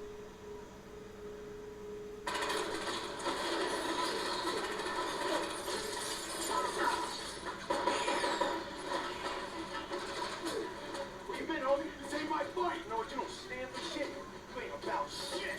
Don't touch me, man. Don't touch me. What you gonna do? I'm touching you. Dude. I wanna see something. I wanna see something. Yes, I wanna see something.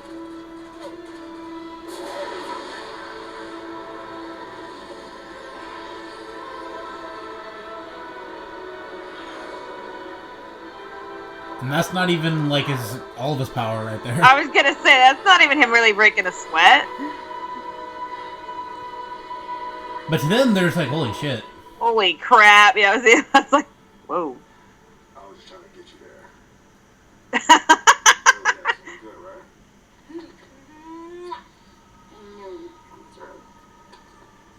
That shit crazy. You could tell it still bothered him that he had to do that. Yeah. He doesn't trust himself anymore. Has a problem. So. I do love Floyd though. He's like, hey man, totally your friend now. Please don't burn me.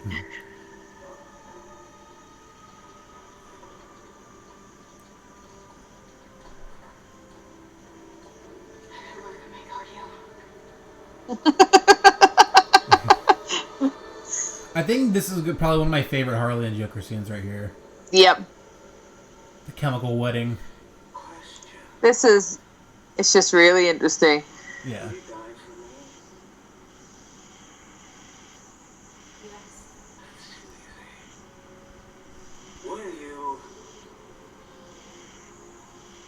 Would you live for me?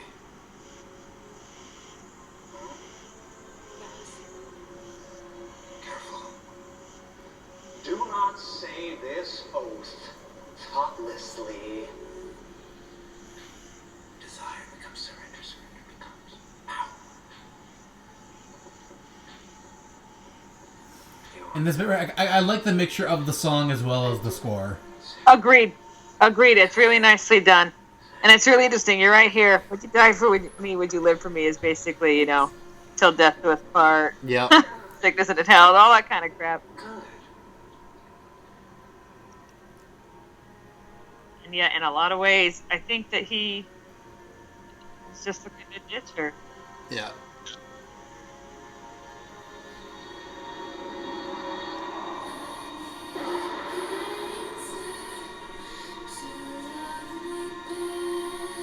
He was gonna walk away, but then he's like... Exactly. Yeah. He was going to walk away. And then he gets that face. That's my favorite. He's like, oh, rah, you know. And this is where she actually starts to mean something to him. To the point where he would pursue her after she's in prison. And I think this scene is very important because otherwise all we're going off of is what we know before, where she always ignores him because he doesn't really give a crap about her very much. You know, she's just there to serve him and be used. And for the purpose of this film, we need more than that. So here is when we really see him invest. I'm still not saying it's healthy, but and it makes better sense. Yeah, and I also think that was one of the most beautifully shot scenes of the movie when you see like the blue from her shirt and the red from his shirt kind of like intertwining. Yes. Really, really awesome. And you're right, the music was just top notch.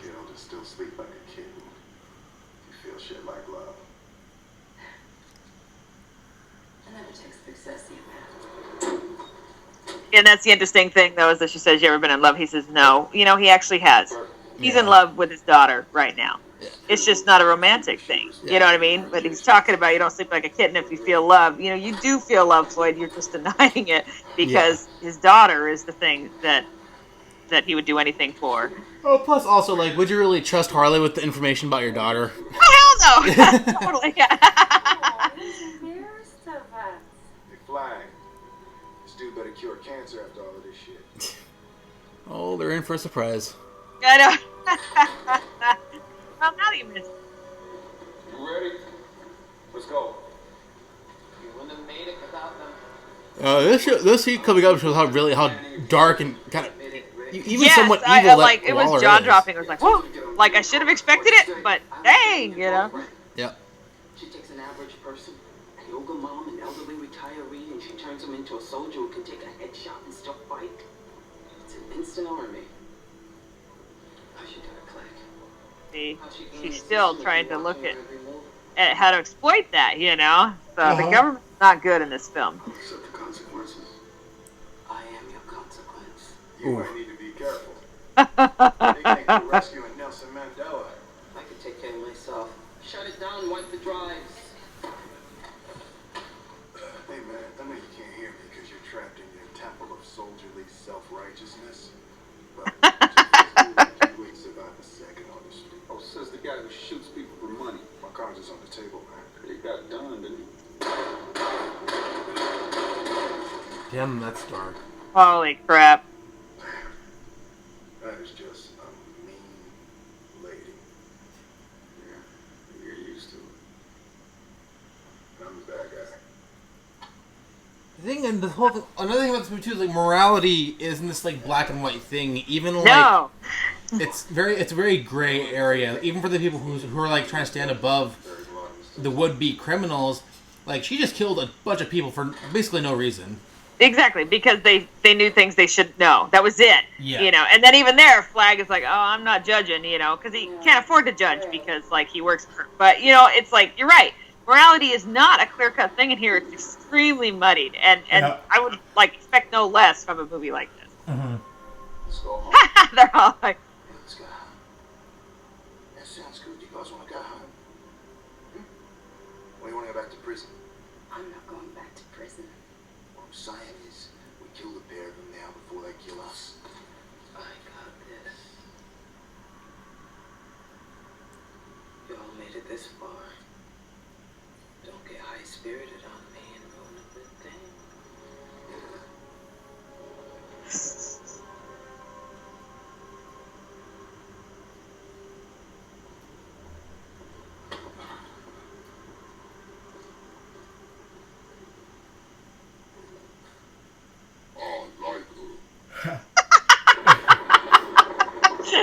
I don't know why, but it makes me laugh because everybody else is like, man, I would kill you if I had half the chance. And he's like, kind of cool. You know?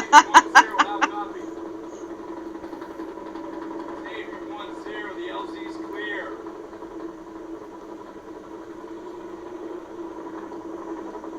Boss, they're not talking to me. I'm bursting, Jack. Light it up!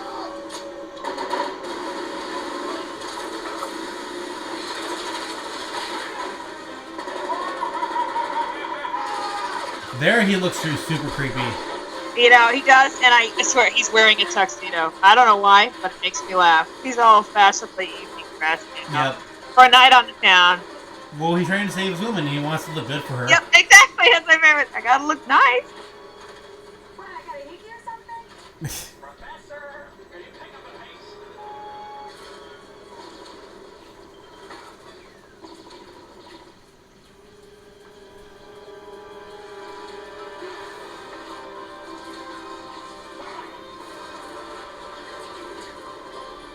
The thing that is the continual motif in this film is that every one of them will will go to extraordinary lengths for the things that they love.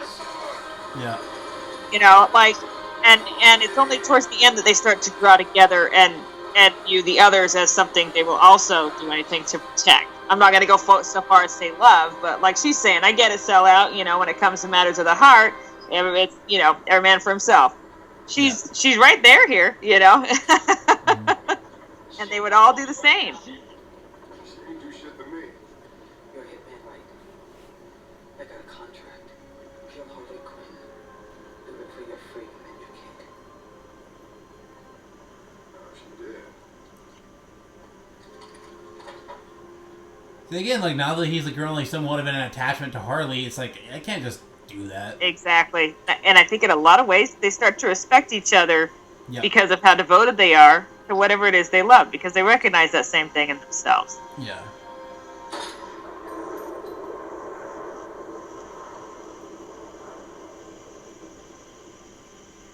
I love this bit in a second.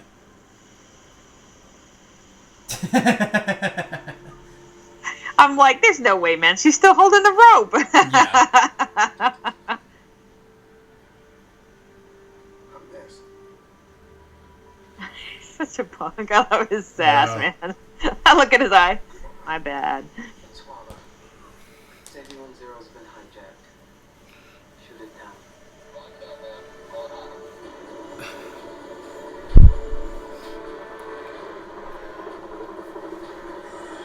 Yeah, that is interesting that Boomerang said, good one, mate, too. You know, they all respected that decision that Deadshot didn't shoot her. Yeah, she ditched him, but, you know, it's still us against them, and they don't see any point in killing her.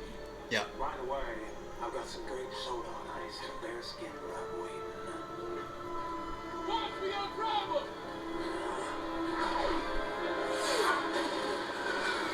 Oh, there goes the doctor. Oh, bugger. It's baked. Okay, honey. It's me and you. Let's do it.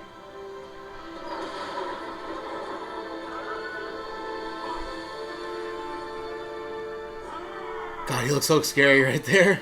Yeah. Like, say what you want about Jared Leto's Joker. Like, I still find him scary. Are there I moments find- where it's a little much and a little cartoony? Yeah, sure, but that's kind of how the Joker is. I was gonna say the Joker's got a white face and a giant red smile. Like if he's not cartoony, there's something wrong. Yeah. You know. So and I agree. And we're all coming off Heath Ledger's version, which was Yeah. amazingly realistic. But at Yeah. the same time, that is not the only version that is worthy of Yeah. And I agree. I think he did a really nice job with it. I kind of wish he wasn't so controversial, just because it makes it hard to defend him. You know, like, dude. And then for the, granted, I'll agree with what he did, but at the same time, he put in a lot of work into the character. He And did. I mean, and then they cut out a lot of his stuff, and then he had made all those comments saying like he was mad about what they did with his character, and I don't necessarily, I'm not like mad at him for saying those things, because he put in so much work for them to cut out like a good He's portion totally of the allowed to be footage. disappointed. But I do admit that you're right. There comes a point when you gotta, I don't know, it's just me, but you gotta measure your professionalism. Like, Yeah. how far are you gonna go and actually talking against, your employers like that? It can bite you in the future, and in the end, it's not really respectful. But he did a lot of hard work, and it wasn't until the opening of it when he picked up somebody's daughter, I can't remember, and was like, "You want to walk down the red carpet?" And they walked down it together, stuff like that. And I realized how different he is in real life versus the character. Yeah. And then I really respected the work he had done. Because, like, wow, definitely not him on camera. That is the joke. Yeah.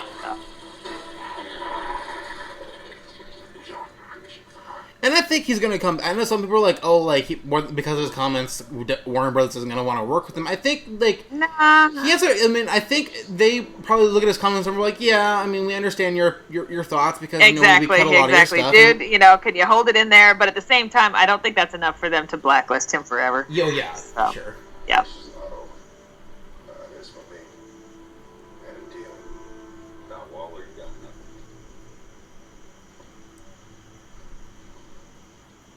nothing. And then you see how good his word actually is. See, you knew it, Deadshot. He's like, I should not be surprised at all.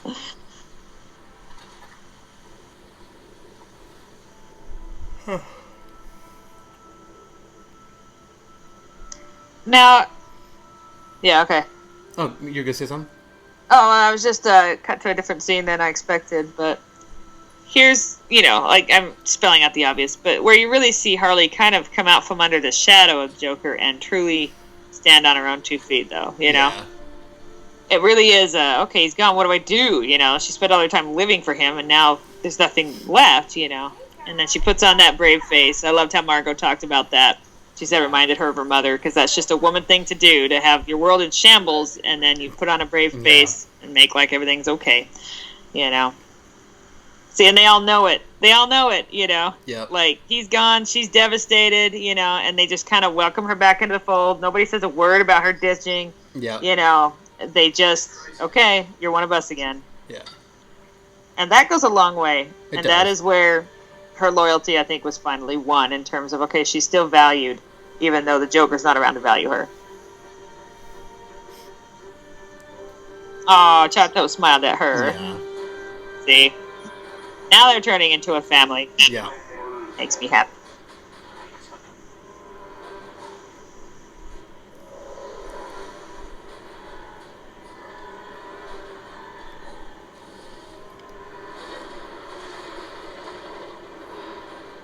So you're right, his style is like encased energy almost, just with the bands of metal holding it in. Is that almost what that is? Mm-hmm. With my heart returned, I can finish my weapon. Now tell me how to destroy your armies. Do your worst, bitch. It's interesting. How do I destroy your armies? You have magic and you've already killed a ton of people, so I'll just keep doing that if you really want. I think she's looking for which is the most effective way, that I can handle it. But at the same time, it's like you're one of the most powerful beings in existence right now, so I think it's be fairly easy for you to figure it out. Yeah.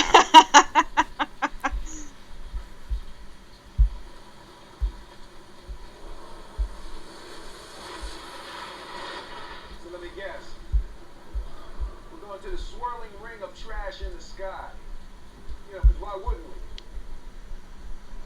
Yeah. When does this end, Flag? Load up. One for a fight.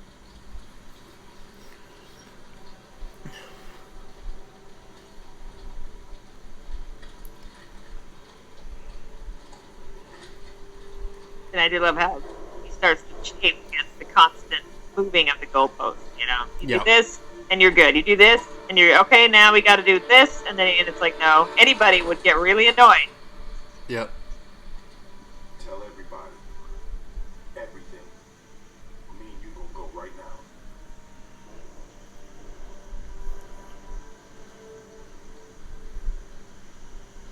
Three days ago, a non-human entity appeared in the subway station. Waller wants it. The Waller sent me and a woman with incredible abilities. Which? See, nobody could get near this thing. Which could? No, obviously this is Suicide Squad's movie, and I get that, but like at the same time, I do wonder where Bruce and Diana are at this point and watching this unfold. I thought about that a lot too. I'm not saying that they get involved. I'm just saying I wonder if they're paying attention to what's going on or whatever. Yeah, I'm sure that they're aware. Yeah. But you have to wonder at the time frame, like how fast it's happened. And yeah, that's true. Together, and was it something that they were able to do at that particular time? Yeah. But I agree. You wonder. I kind of thought Batman would come into the middle of it somewhere in the middle. I didn't realize he would be all flashbacks, which is okay. Oh, yeah, but I kind of expected a little bit of Batman involvement in some way. Me too.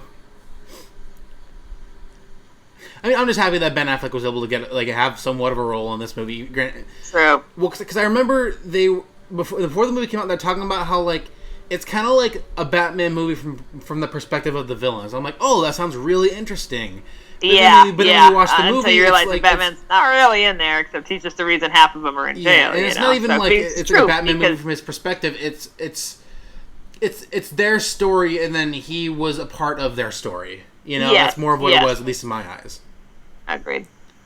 One of the best scenes in the movie right here. I love this scene. Because it gives the movie a second to breathe, and then also you get more background into who these people really are. Yep. Aries, give the man a beer. Alright, you had stuff. Water. That's a good idea. Ninja, He just their little. you want some sake? Whiskey. Still playing up to those racial stereotypes. See, exactly. And yet, she goes, no, drinking whiskey, man. Yeah. So, yep. So the movie, I feel, subverts them well enough based on our typical expectations. Yeah. So.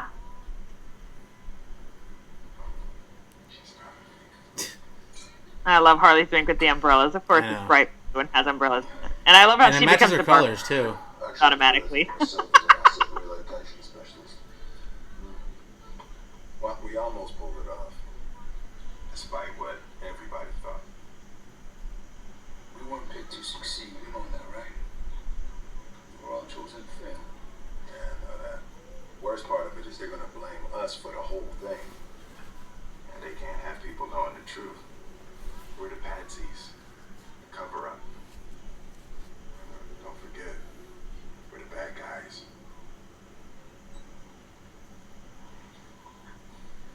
So you're gonna tell us now what your big deal with Flag was? Same thing Waller offered me, to kill you. Chance to be a father. Chance at a life outside the shadows. I trusted Flag. Sylvie says that and then cuts right to Diablo. You don't know that? I love this guy. You played yourself, dog. Bitch, I'm having a drink. I'm breathing fresh air. 2 sweet seconds. I had hope. You had hope. Hope don't stop the wheel from turning, my brother. You preaching?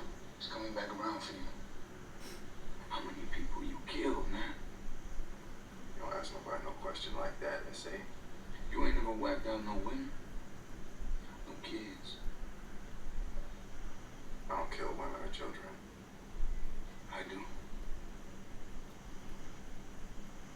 See, I was born with the devil's gift. I kept it hidden most of my life, but the older I got, the stronger I got. So I started using it for business, The more power on the street I got, the more firepower I got. Like that shit went hand in hand, one was feeding the other. Ain't nobody tell me no. Said my old lady. She used to pray for me. I love his wife. Yeah.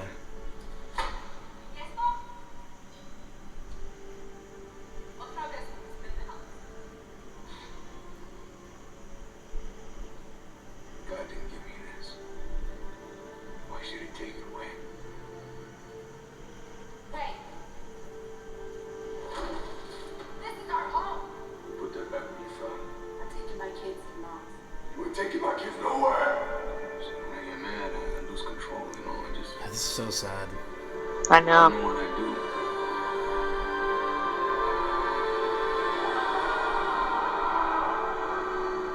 Till it's done. You can see why he's lost all hope. Yep. And why he doesn't want to use his powers. Exactly.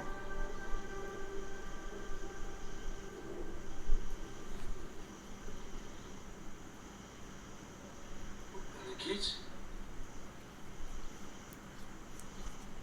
He killed them. Didn't you?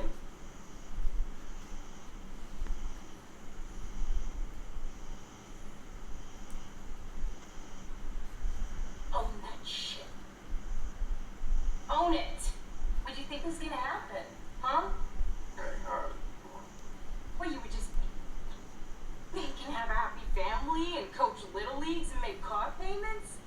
Normals is sitting on the dryer. People like us, we don't get normal. Why is it always a knife fight every single time you open your mouth? See, now they're turning together. Yeah. You're amazing. But inside, you're ugly. We all are. We all are! Except for him. He's ugly on the outside, too. Not me, shorty. I'm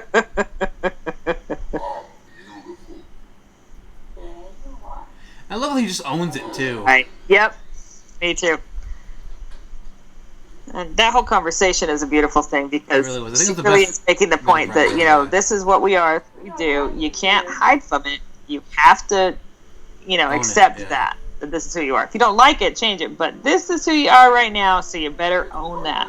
And that's really an interesting thing to think about in terms of any of us. Yeah. I've never been with a witch before I was that way. Thanks, Deadshot. Apparently that's why the creatures chase him all the time, because the witch is scared of him. The only woman I ever cared about is trapped inside that monster. If I don't stop the witch, it's over. Everything is over. Everything. I think that this whole scene from start to finish, I think is one of some of the best writing in the entire movie. Agreed. I love this whole scene, and I love the extended version. Wow, Me too. Boomerang! I didn't think you could move that fast. See, and then Flag, you know, Yeah. he sits with them, and he's basically on their same level. He knows it. You know, he's just as much of a liar, as much of a criminal. As the rest of them, yeah. Yep. Oh, I love all her little envelopes. She draws on them. Oh, his daughter is just... Her pure love for her dad is the most beautiful thing. That is the only thing that saves him, I think. And he's the whole time. I had letters from my daughter the whole time.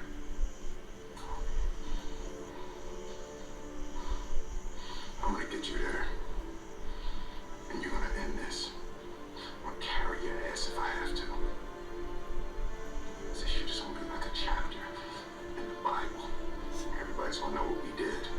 Yeah. My daughter is gonna know that her dad is not a piece of shit. I think even no matter what, his daughter's gonna love him, you know. Agreed. She's already proved Yeah, that. sure, yeah. But the beautiful part is because she loves him unconditionally, and because she extends that to him, in spite of knowing what he is, and he lies to her about it, you know. Like, Now obviously he he's a is killer. going and to he own that and live up to it. You know what I mean? He's Yeah. going to go do something good. He's going to go help with this because he wants her that guys, you know? And that's the good. Yeah. Oh, I love when these guys walk in. Yeah, there he is! Yay, Boomerang! That was like the best quiet joke ever. Yeah.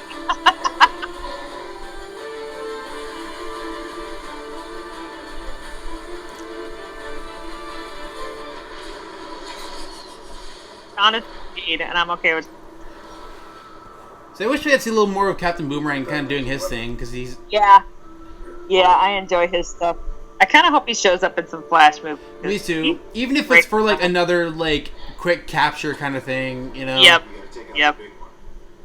Because Captain Boomerang is one of Flash's, like, most well-known villains. Yeah, see, exactly. He's one of the Flash's, like, rogue gallery. That's why, like, I was so, totally- like, I was... A part of me was hoping we'd see Ezra Miller in the movie, and then when we saw that bit, I'm like, oh, that's so cool. So and awesome. then to find out that Zach directed that scene.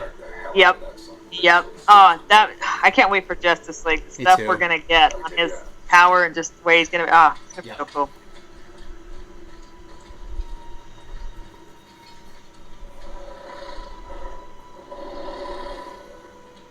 I'm going with you. You got this. I'm not asking, bro. I live underground. Y'all are just... Here's the theme in the background. I love that. I love him. The way they show his physicality, he just slides. Like, yeah, he's he's got this.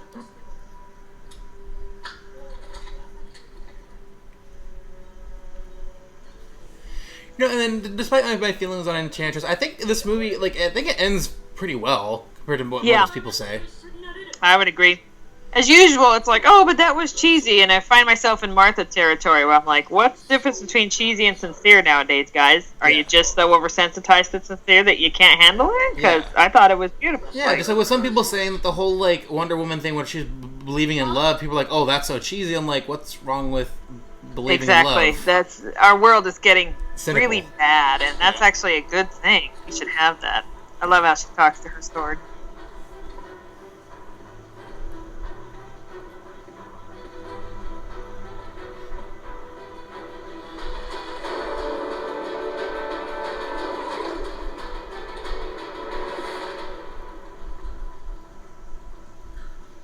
See, that's just wow. What a neat effect.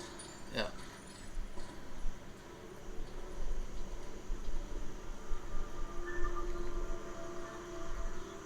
Oy. Yeah.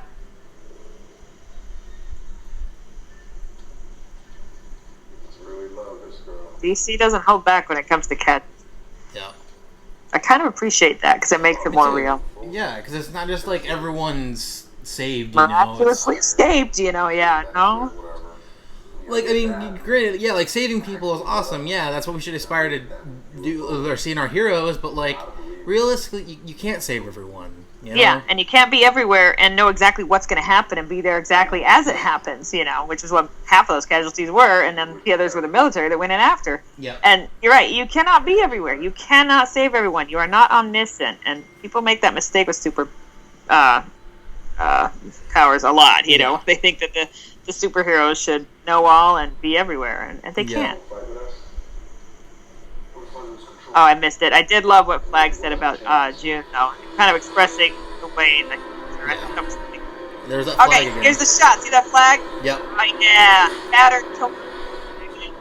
Nice. That's nice camera work.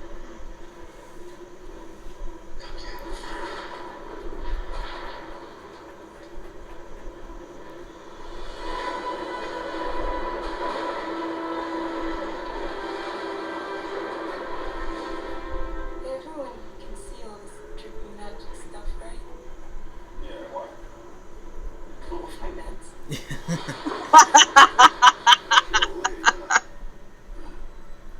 need to handle this shit.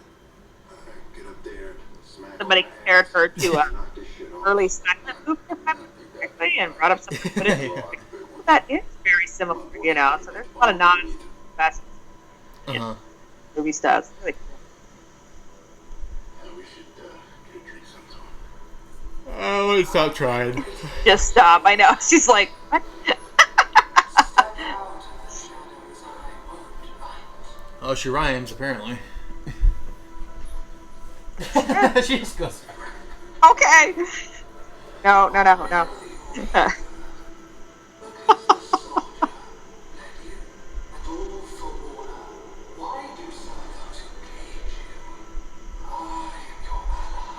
The way she moves is a little weird. Yeah, but I like it because, again, it's otherworldly and not normal human. If she was just a normal human wandering around, I'd be kind of annoyed, you know. So I like this. She's different. Mm-hmm.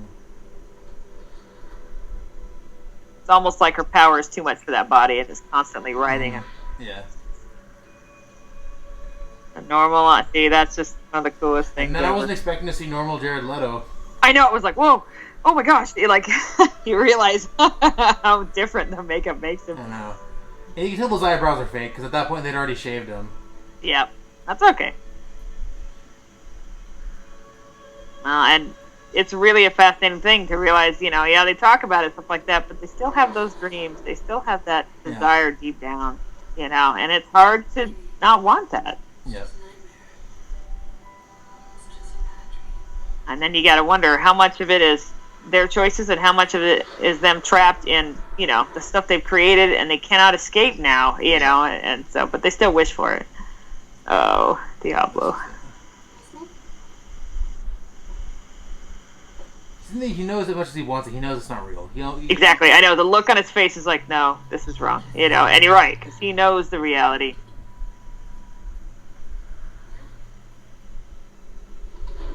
Can't change what I did.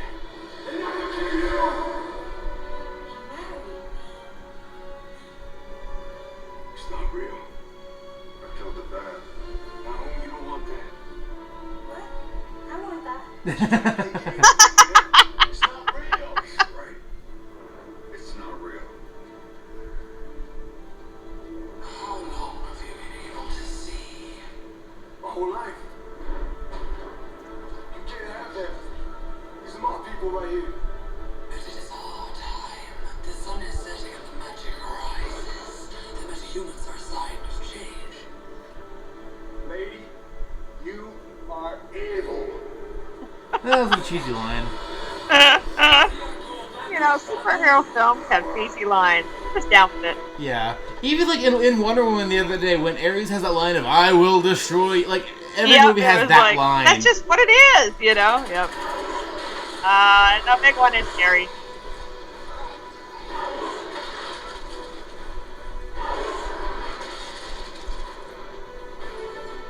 GQ command, we're in position. We got a problem ourselves here. Yep. Gotta get him in that corner. I love how he pulls the pin on that. That's cool. I'll get him there.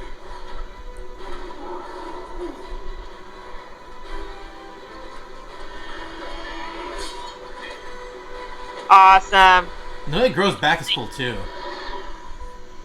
Agreed. I lost one family. I ain't gonna But I love her and the fact that they're defending each other now. I know. I love it. I love this, and this was a cool little reveal too, because none of us were Yep. expecting it. Yeah. Did not expect it at all. Yep. And it explains how he's able to see through Enchantress's like mind thing. Yep, everything about it was really, really cool. And I was like, holy crap. He just needs to be alive later. I can't handle this one thing coming out. Yeah.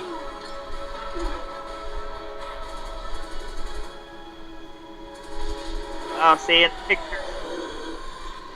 That's what brought it on. Yep. Look at that They're all like, awesomeness. Wow!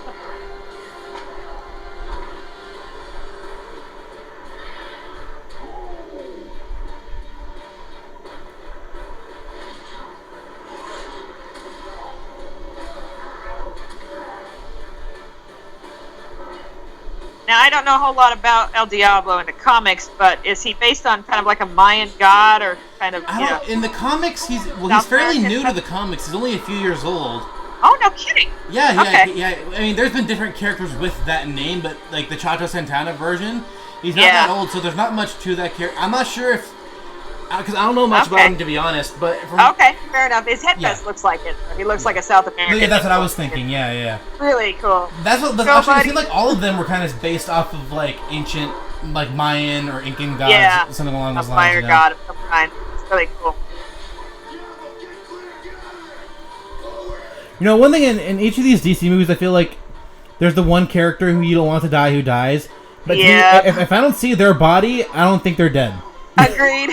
Like Colonel Hardy, he could be alive. El Diablo, he could be alive. The Phantom Stone, you know. I love how he speaks their language. So I love how he was himself. And I really love how Deadshot, you know, honored that request and acknowledged it. Yep. You know, and she's starting to care. So Harley's like, "What? No." You know, and then it was only after the first time. I think the second time I watched it, I was like, "Oh crap, GQ just blew up there too." Like, yeah. So that was. There's a lot of sacrifice going on here to get There the is. job. You next. I think that. Once you and your armies are gone, my darkness will spread across this world, and it will be mine to rule.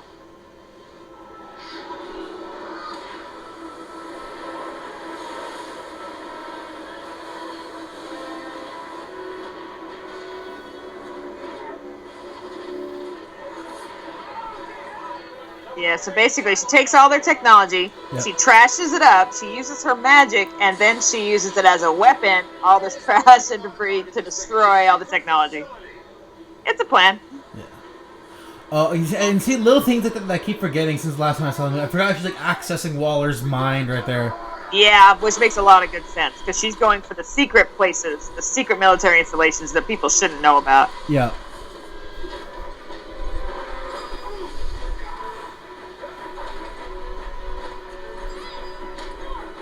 And always, I hear just a lot of complaining. Oh, they've got such power to destroy. Why are they suddenly just fighting hand-to-hand combat? You know, it's quite obvious in a few minutes with the lines that she gives. You know, Yeah. she admires their fighting style. She likes their power. She just wants them to join her. This is like one of the classic villain foibles. If I can convince them to join me, you know, and you let them live too long.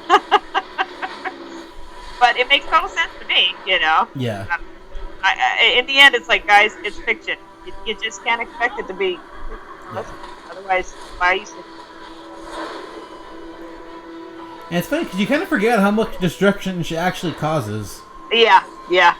Like you forget. Like me too. Like I thought that all of that was contained in Midway City, but then like watching it, I'm like, oh yeah, she destroyed the satellite. She's destroying these ships, killing all these people. Oh look, you know, a lot of military.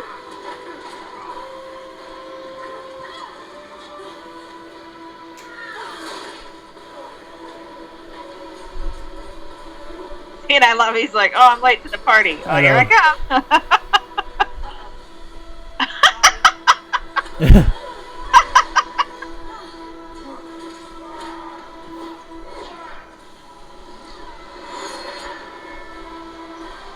Nice one shot. Yeah.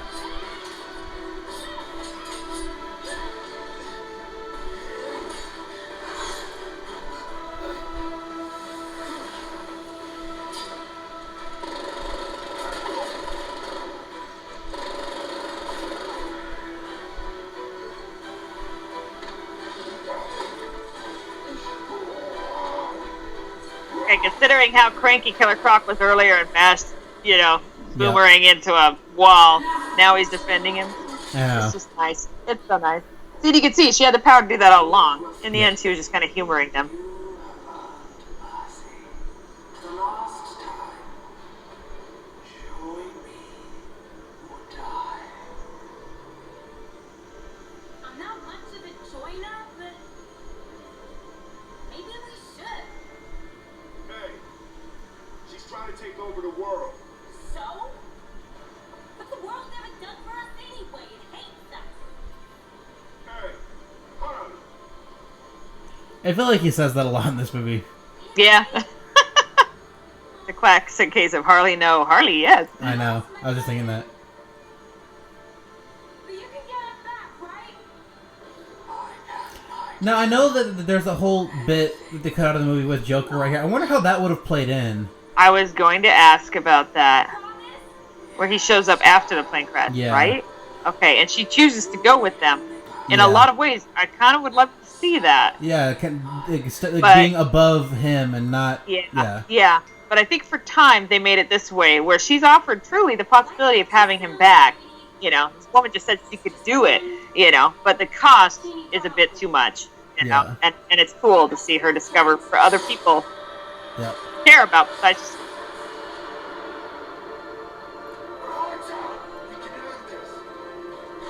see, this is beautiful music right here, and I find this moment beautiful.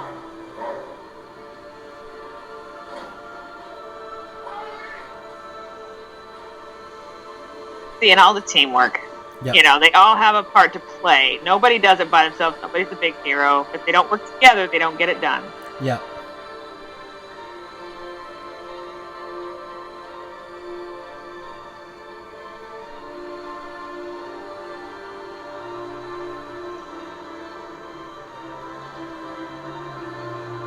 And he's amazingly strong. You know what I mean? I love how they made his body. He's just all muscle. Yeah.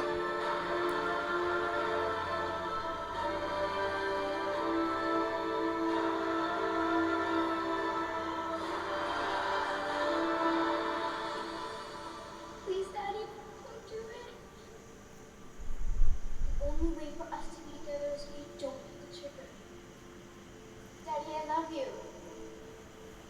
Please, don't do this. See, and I thought it was a beautiful thing because it's her last-ditch effort for survival. And he has been taken in by twice. Mhm.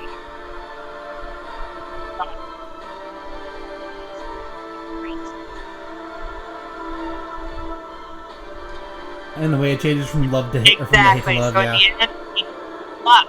You know, that's a beautiful thing. She's all you want to.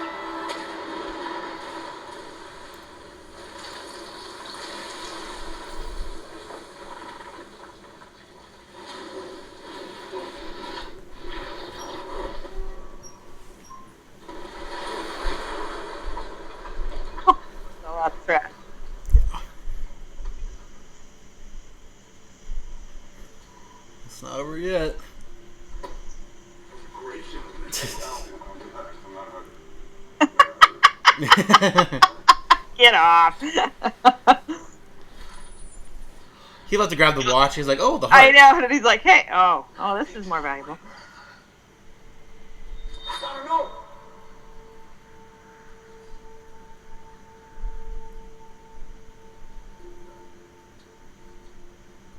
Bring June back. You bring her back. She's not coming back. I'll crush this. Do you hear me? You bring June back or I'll crush this. Go ahead. You don't have the balls.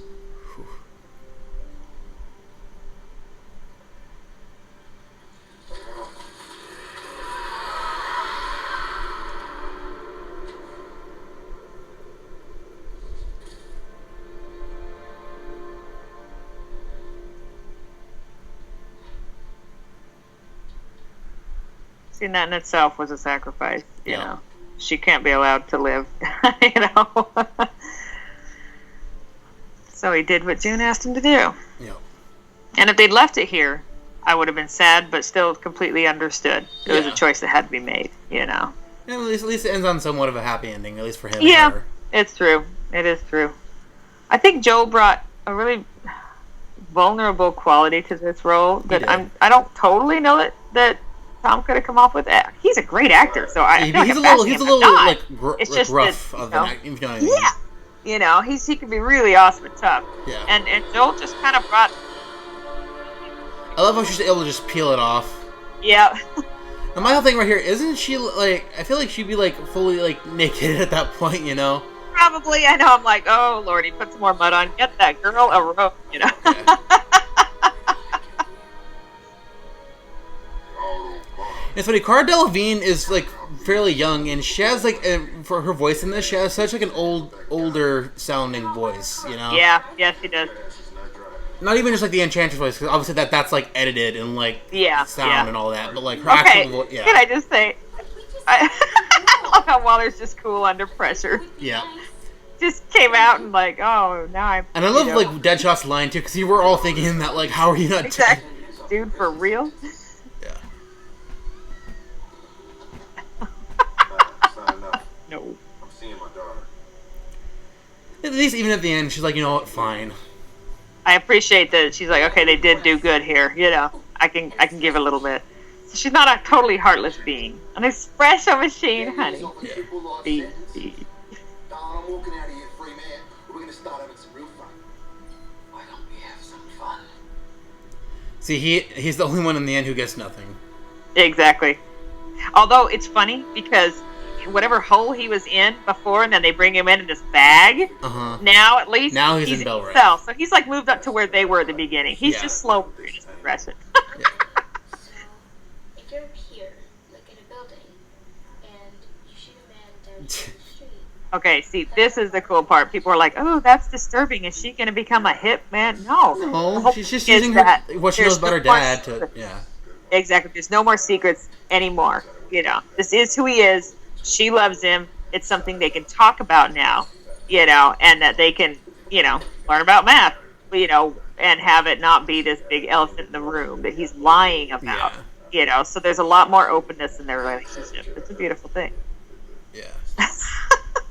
Curvature of the earth. There's a lot of variables. Street.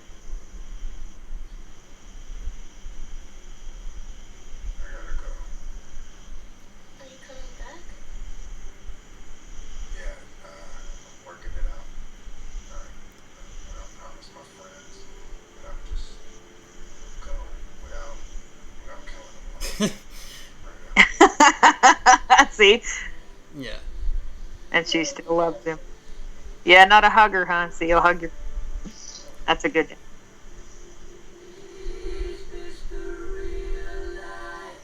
All right, so every one of their situations is more improved. See, she's got a bed. She was sleeping on the floor. She's like a tiny little glass. I love her pinky. See, he's eating cheeseburgers, his skinless goat. He also has a bed. Yeah. And he's watching his BET, like he requested.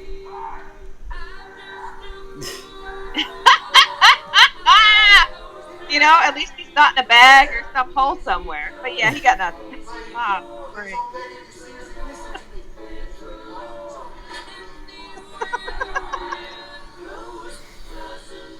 Oh, and now he gets to keep all of his letters from her, which is nice too. Exactly, and probably gets it. And then the best part is when he hugs the bag. Yeah. You know he's thinking about her. You know, and whereas before he will pick a fight and get himself beat, instead he's softer. That's what? Oh, I wonder who it is. I know. I just don't know. I don't like how they try to make it like a reveal, but yet he was wearing stuff that says Joker on it. Yeah, it's not that much of a reveal. He can try, but he's really just not all that, on the radar. He can't help it. But of course, the Joker would be that extra. Of course he would.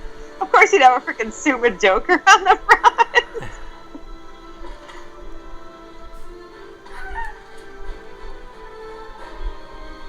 Let's go. And I do think that this leaves it open now for her continued growth in the area of the Joker. For them to have more of a full story in some future version, Suicide Squad 2 or Birds of Prey, whatever, in terms of like having a bigger, more nuanced story about how she finally breaks away, so to speak. You know what I mean? And so I'm okay with how it ended. I figure that's alright. Yeah. I really appreciate the graphics in this. I like the color. I like the fact that they didn't hold back on the style. They decided this is the style we're going to do, and we're going to do it full out. There's no halfway or, gee, we're just not sure about it. Yeah. And I need to send David a letter because I don't appreciate the fact that people are hounding him so much that he now regrets the choices he made. No. He made a good movie. Yeah, I mean, it was fun. Like, and that's one thing I'm happy about, too. Like, great, I feel like the Warner Brothers executives probably did have a lot of their hands in this, but at the same time, like, I'm glad they were at least able to keep David's style as part of it, you know? Yep. You know, I don't know. That's one thing I appreciate about each DCEU movie, that it each has its own bit of style and flair to it. Yes, and I appreciate that, because if they're all just generic across the board, I'm going to get bored really fast. Yeah. And I appreciate that they let the director's style influence it, and that they choose a distinctive style and go with it. Yep. I like how for each of the actors have their own little bit of, like, design to it. Yep, agreed. Even Common, who's in it for, like, 2 seconds. Yep. And it does kind of annoy me that, like, Karen Fukuhara, she had to, like, share one with David Harbour. Yeah, I'm like, who's David? I agree. So, I would like her to come back. I don't mind if all of them come back. I like their characters enough. And I hope they at least add in a couple of characters, too. Yep. So I'm totally good with the Suicide Suit. Bring it on. Yeah. David, don't doubt your choices. And WB, please keep doing your thing. I really appreciate what they do. Yeah. It's good stuff. Oh, here comes my favorite. I know. I love this little added scene. Because I remember when they filmed this too. This is crown jewels here, Mr. Wayne. And you do understand my legal exposure. If anyone knew what I procured for you. Listen. There's our boy. Yep. He is such a great Batman. Oh god, he is too. Even in like the little bits he was in this too. Yep. He's so intense too, he's working so hard to find these people. Yeah.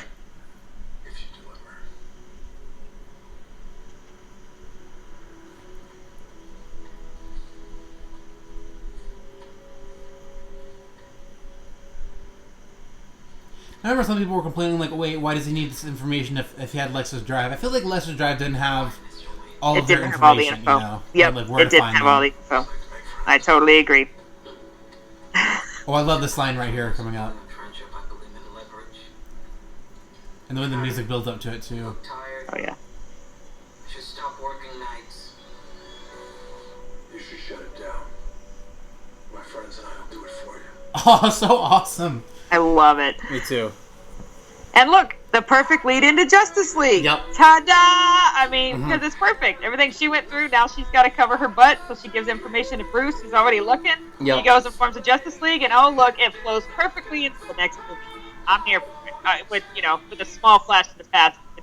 but I'm totally here for it. So Me too. I don't know.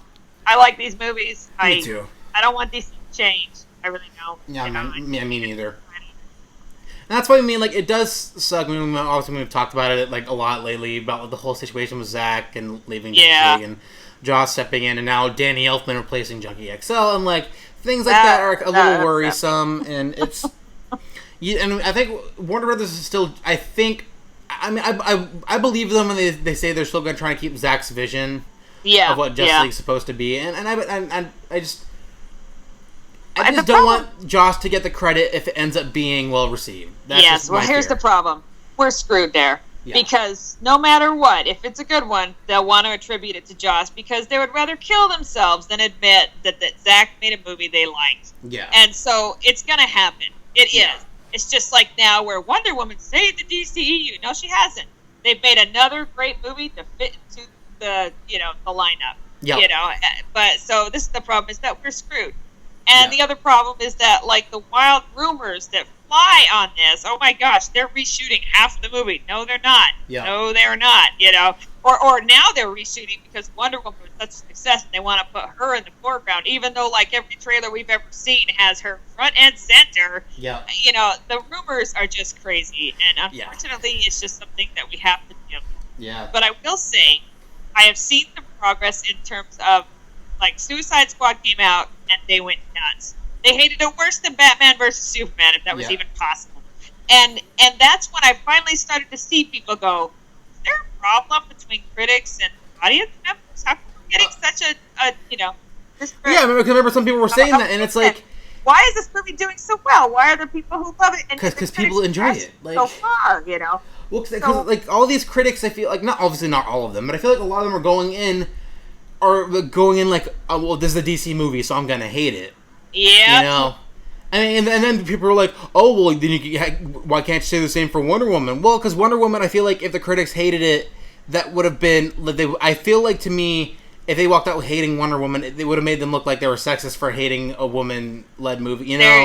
There's that concern. There's also the fact that after Suicide Squad and people started bringing that up, now they're desperate to prove that they're not biased against DC. Yeah. However, if you look at all the press crap that came up before the movie released, it was all, it's going to be a mess, it's terrible, blah, blah, blah. Look at the troubled production. Oh, this movie's great, we love it. And that in itself proves right there, you guys, you have a bias when you're looking at this stuff. Yep. So it'd be really awesome if people would actually take a step back and kind of self-evaluate and go, okay, do I have a bias here that I'm not really aware of? Yep. This is important stuff. But many, many people are afraid or unwilling to do that. So we will never, I don't think, get a perfect place on this. All I can hope is that as the years pass and the bias fades, people look at it and go, what was their problem? Because this is great stuff. Because it is. Yeah. But when you're fighting a bias from the beginning, it's very difficult. Yeah. And I think now, especially with the success of Wonder Woman, so many people now are like raving about how good the movie is, and I think like now people have a good reason to now look forward to Justice League, especially for Wonder Woman. And now it's like, and if the general audiences, I think if they can maybe see the movies and not walk in, because that's the thing that sucks too, is like the critics, as much as we don't want to, we don't want to believe in what they say or like be like, oh, they dictate how we feel. A lot of the general public didn't see Batman vs Superman because of the bad reviews, so a lot of them didn't even see it for themselves because they're like, oh, I heard it was awful. But then you and me both I've seen so many people, like on Tumblr especially, that people were like, oh, I heard nothing but bad things, and yet when I finally saw it, I didn't see what was so wrong with it. Like, we've seen so many of those stories, and it's like, critics, it sucks that they do have some amount of pull, but it's like, so I wish some people would maybe go out and see a movie for themselves, especially if it's a movie like as big as that. Now, granted, you don't have to. If I like, for me, like, I was kind of interested in seeing that, like, the new Mummy movie. I was like, okay, I was like, okay, that sounds like it looks kind of cool. Russell Crowe's in it, and I like Tom Cruise enough. And then I saw the critic reviews, and I'm like, and then I heard like some people like who I follow on Tumblr and stuff talk about how bad it was, and that's where I'm like, okay, now I won't see it. You do have to. The biggest thing with critics is that if you're gonna follow a critic and kind of go off what they say, you have to find one that falls in line with your preferences already. Yeah. Because you could find a broad spectrum of of critics out there, and they're going to have all differing opinions, and trying to follow all of them will drive you insane and lead you to some wrong conclusions. So what you have to do is find one that you generally agree with every time, and then you can probably bank on, okay, if they, like my mom, if she turns to me and says, I think you need to watch this, I think you'll like it, I'm probably going to like it, and that's okay. But at the same time, I learned long ago, even as a teenager, it was like, why do they all have different opinions? Why do they all, they're not thinking like I do when I come in here. Screw that. And so I stopped listening to critics ages ago, because I want to go in, I want to sit down, I want to watch it, and then I want to make my own decision on whether or not it was good. Yeah. And I really encourage people to do that. If you think it looks good and you can afford it, go do it, man. Yeah. Walk in with an open mind, sit down, and see what you think. And if you have to rely on a critic because you don't have oodles of money and you really don't want to waste it on a movie that you end up hating, then find somebody you agree with, and then pay attention to them. Yeah. And that's all I can say. And that's why it is, people, granted, like I've been guilty of this too, of like looking at Rotten Tomatoes and looking at that and be like for certain movies, I'll be like, okay, like, I kind of want to see this movie, but I'm not 100% sold on it, and like I don't know if like I want to spend like the $30-$40 it takes just to go see a movie. Yeah. Like, so I would look at like Rotten Tomatoes and be like, okay, so what are critics saying? And like, and there are times when like it'll have like a lower score, but there's a lot of critics who are saying, oh, I found enjoyment in this, and there's some like critics who are like, oh, it's maybe not the best movie, but it's a decent time, and yet Rotten Tomatoes looks at that, if it's not if it's not reviewed a certain way, then it's a rotten reviews. That brings reviews down as well. Exactly. So it is an either-or website, and I find it really frustrating for that reason, because it's either fresh or it's rotten. There's nowhere in between. And you know what? Life doesn't work like that. Art doesn't work like that. Films don't work like that. You're right. Lots of times, the reviewers can be like, well, that was good. I mean, it wasn't fantastic, but it was good. And yet it still comes up as rotten. And so I wish they had a broader spectrum in terms of, bad and good, because a lot of good movies end up getting a rotten rating, and it's annoying. I agree. I don't like the site for that. And so it's really frustrated me with the DCEU, but that's why I don't really pay attention to Rotten Tomatoes, because it frustrates me that you can't really get a good gauge on how good or fair the movie is, because all you can see is this rotten or fresh. And I'm just, I don't have time to ferret through and decide if it's actually good by reading 80 reviews to try to see who thought it was okay and it's still coming out rotten, So I'm just going to decide what means the most to me, go see it, and make my own decision. Yeah, and that's funny, because that's how it was with Suicide Squad, too, because I remember, like, the initial reviews came out, and initially, people didn't, like, hate it, so I'm like, oh, wow, like, the reviews seem to be coming out pretty well. And then, like, a day later, it's like 26% on Rotten Tomatoes, and I'm like, huh? Yeah, how did that happen? How did we get there? I find it's just too, it's too either or, it's too absolute, and I do not appreciate a system that works like that, and so I stopped looking. It's not cool. And I noticed that, though, with Suicide Squad and Batman vs. Superman, a lot of the early reviews, the really early ones, were positive. Yeah. And then, then it starts to go down a little bit as more of the, I hate to say this out loud, but I don't know how to phrase it, but the ones who haven't actually been to film school and studied criticism, does that come off right? So more of the, I want to say common, but the ones who haven't gone to school and learned how to actually, what film criticism is all about. Then they get involved, and then it starts to go downhill, and then everybody jumps on the bandwagon because they don't want to be the one now saying, oh, well, I thought it was good, or they go in with that already bias because, oh, everybody else said it sucks, so it obviously does. Let me look for all the ways that it sucks, and then it just goes to crap from there. And it's really frustrating because it's one big domino effect, and I don't know. I just get tired of it, so... Yeah, and one thing that's annoying too is just like I remember there are a couple of reviews of Batman vs. Superman where like the reviewer gave it a great review, and then like weeks later it's like why Batman vs. Superman was the Donald Trump of superhero movies, and I'm like, what? Yeah. What? Yeah. Would you just stick to your guns, please? Please. Yeah. So many people just want to jump on that bandwagon, and I'm like, have your own opinion. Don't just like. Yep. Yep. Like this is where and so many bloggers are just like so like narrow-minded, and they're just like, oh, I hate this thing, and I'm always gonna hate it. Like walking out of Batman vs Superman, there are some people who like, I think I told you like one of the last times we were talking that I was taking a film production class this time last year, like after Batman vs Superman came out, and after that first initial weekend, I was talking to some of my classmates.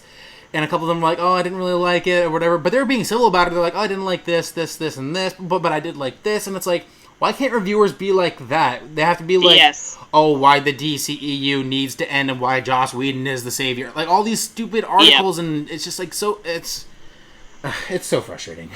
It is extremely frustrating. And this is where I feel, unfortunately, social media kind of does us a disservice in these kind of things. You know, it just snowballs and it gets a lot worse. And people are afraid to have their own opinion because they're going to get harassed stupid on Twitter about it.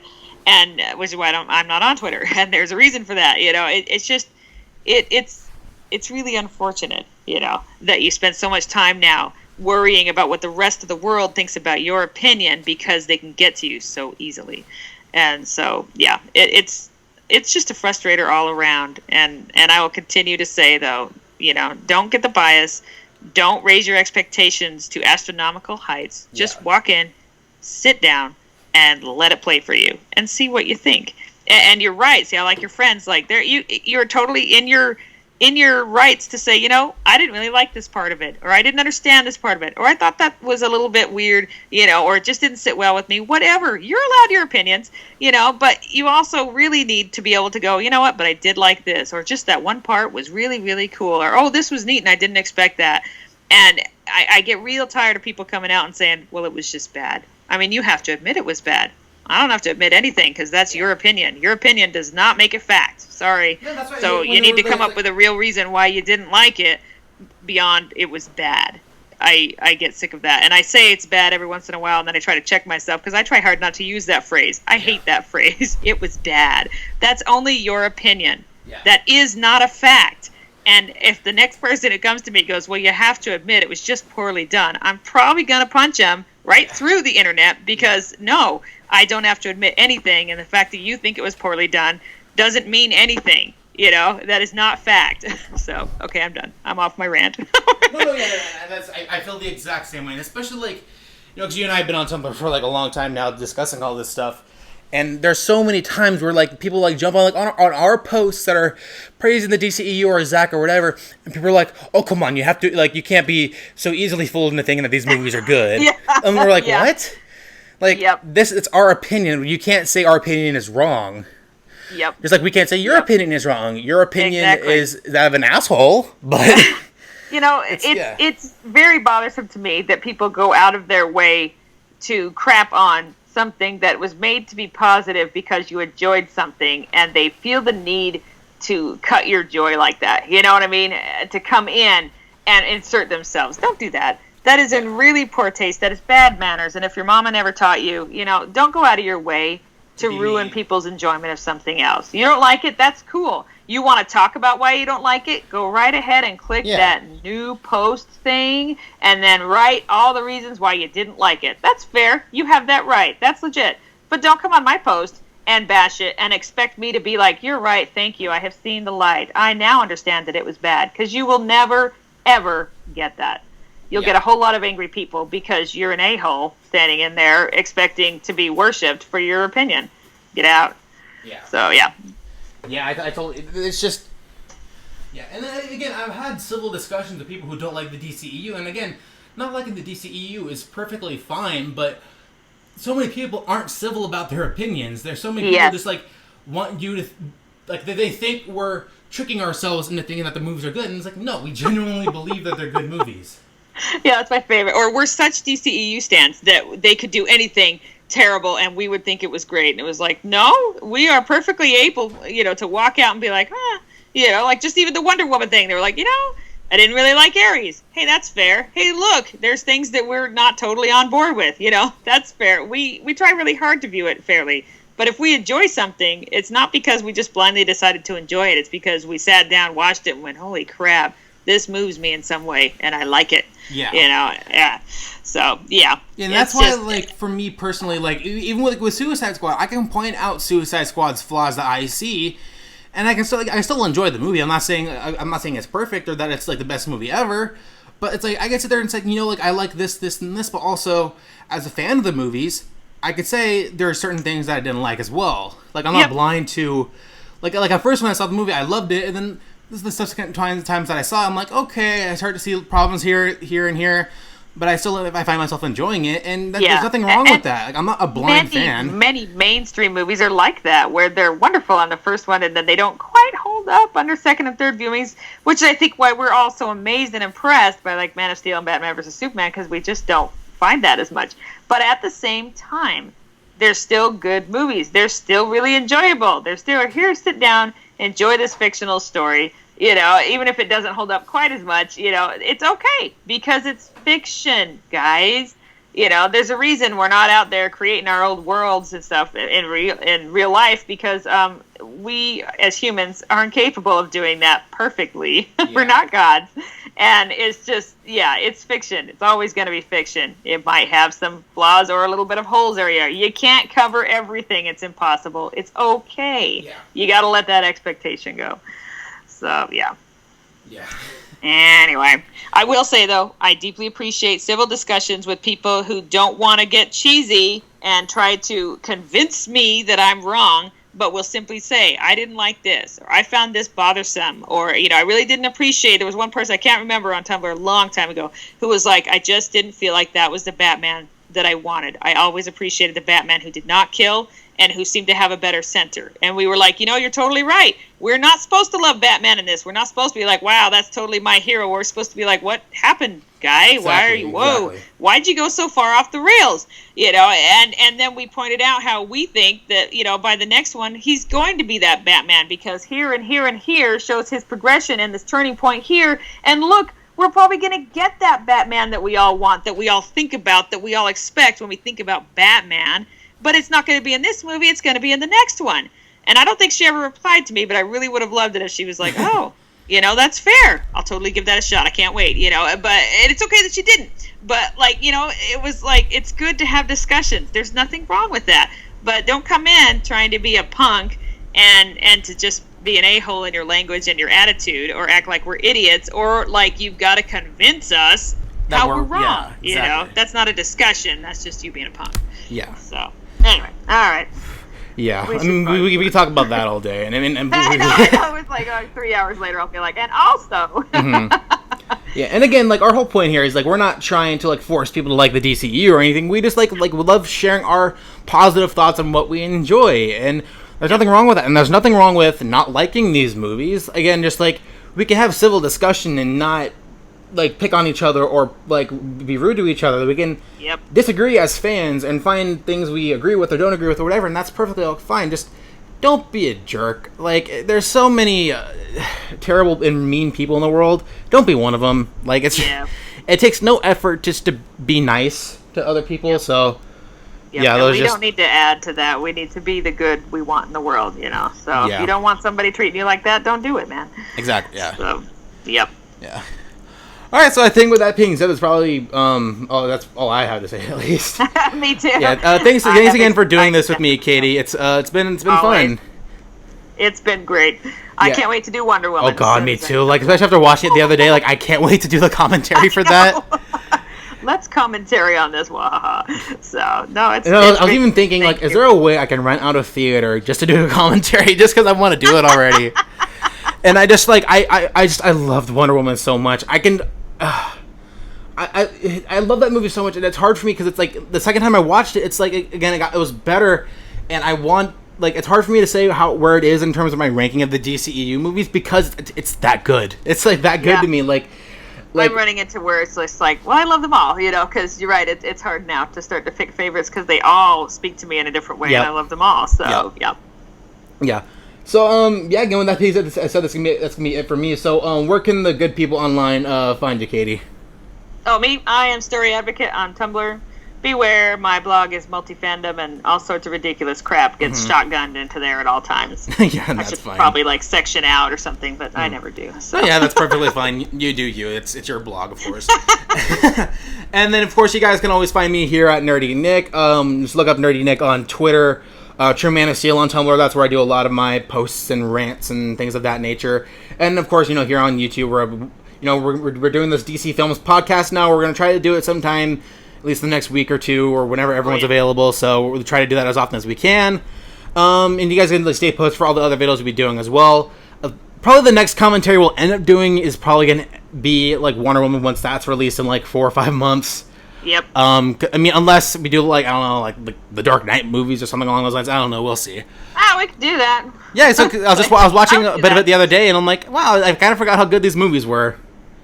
Yep. I would totally do that. Yeah. We'll see when that happens. All right. So thanks again, Katie, for joining me through this. It's always fun talking to you. Nick. All right, and I hope you have a good one, and thank you guys for listening. And until next time, have a good one, everyone.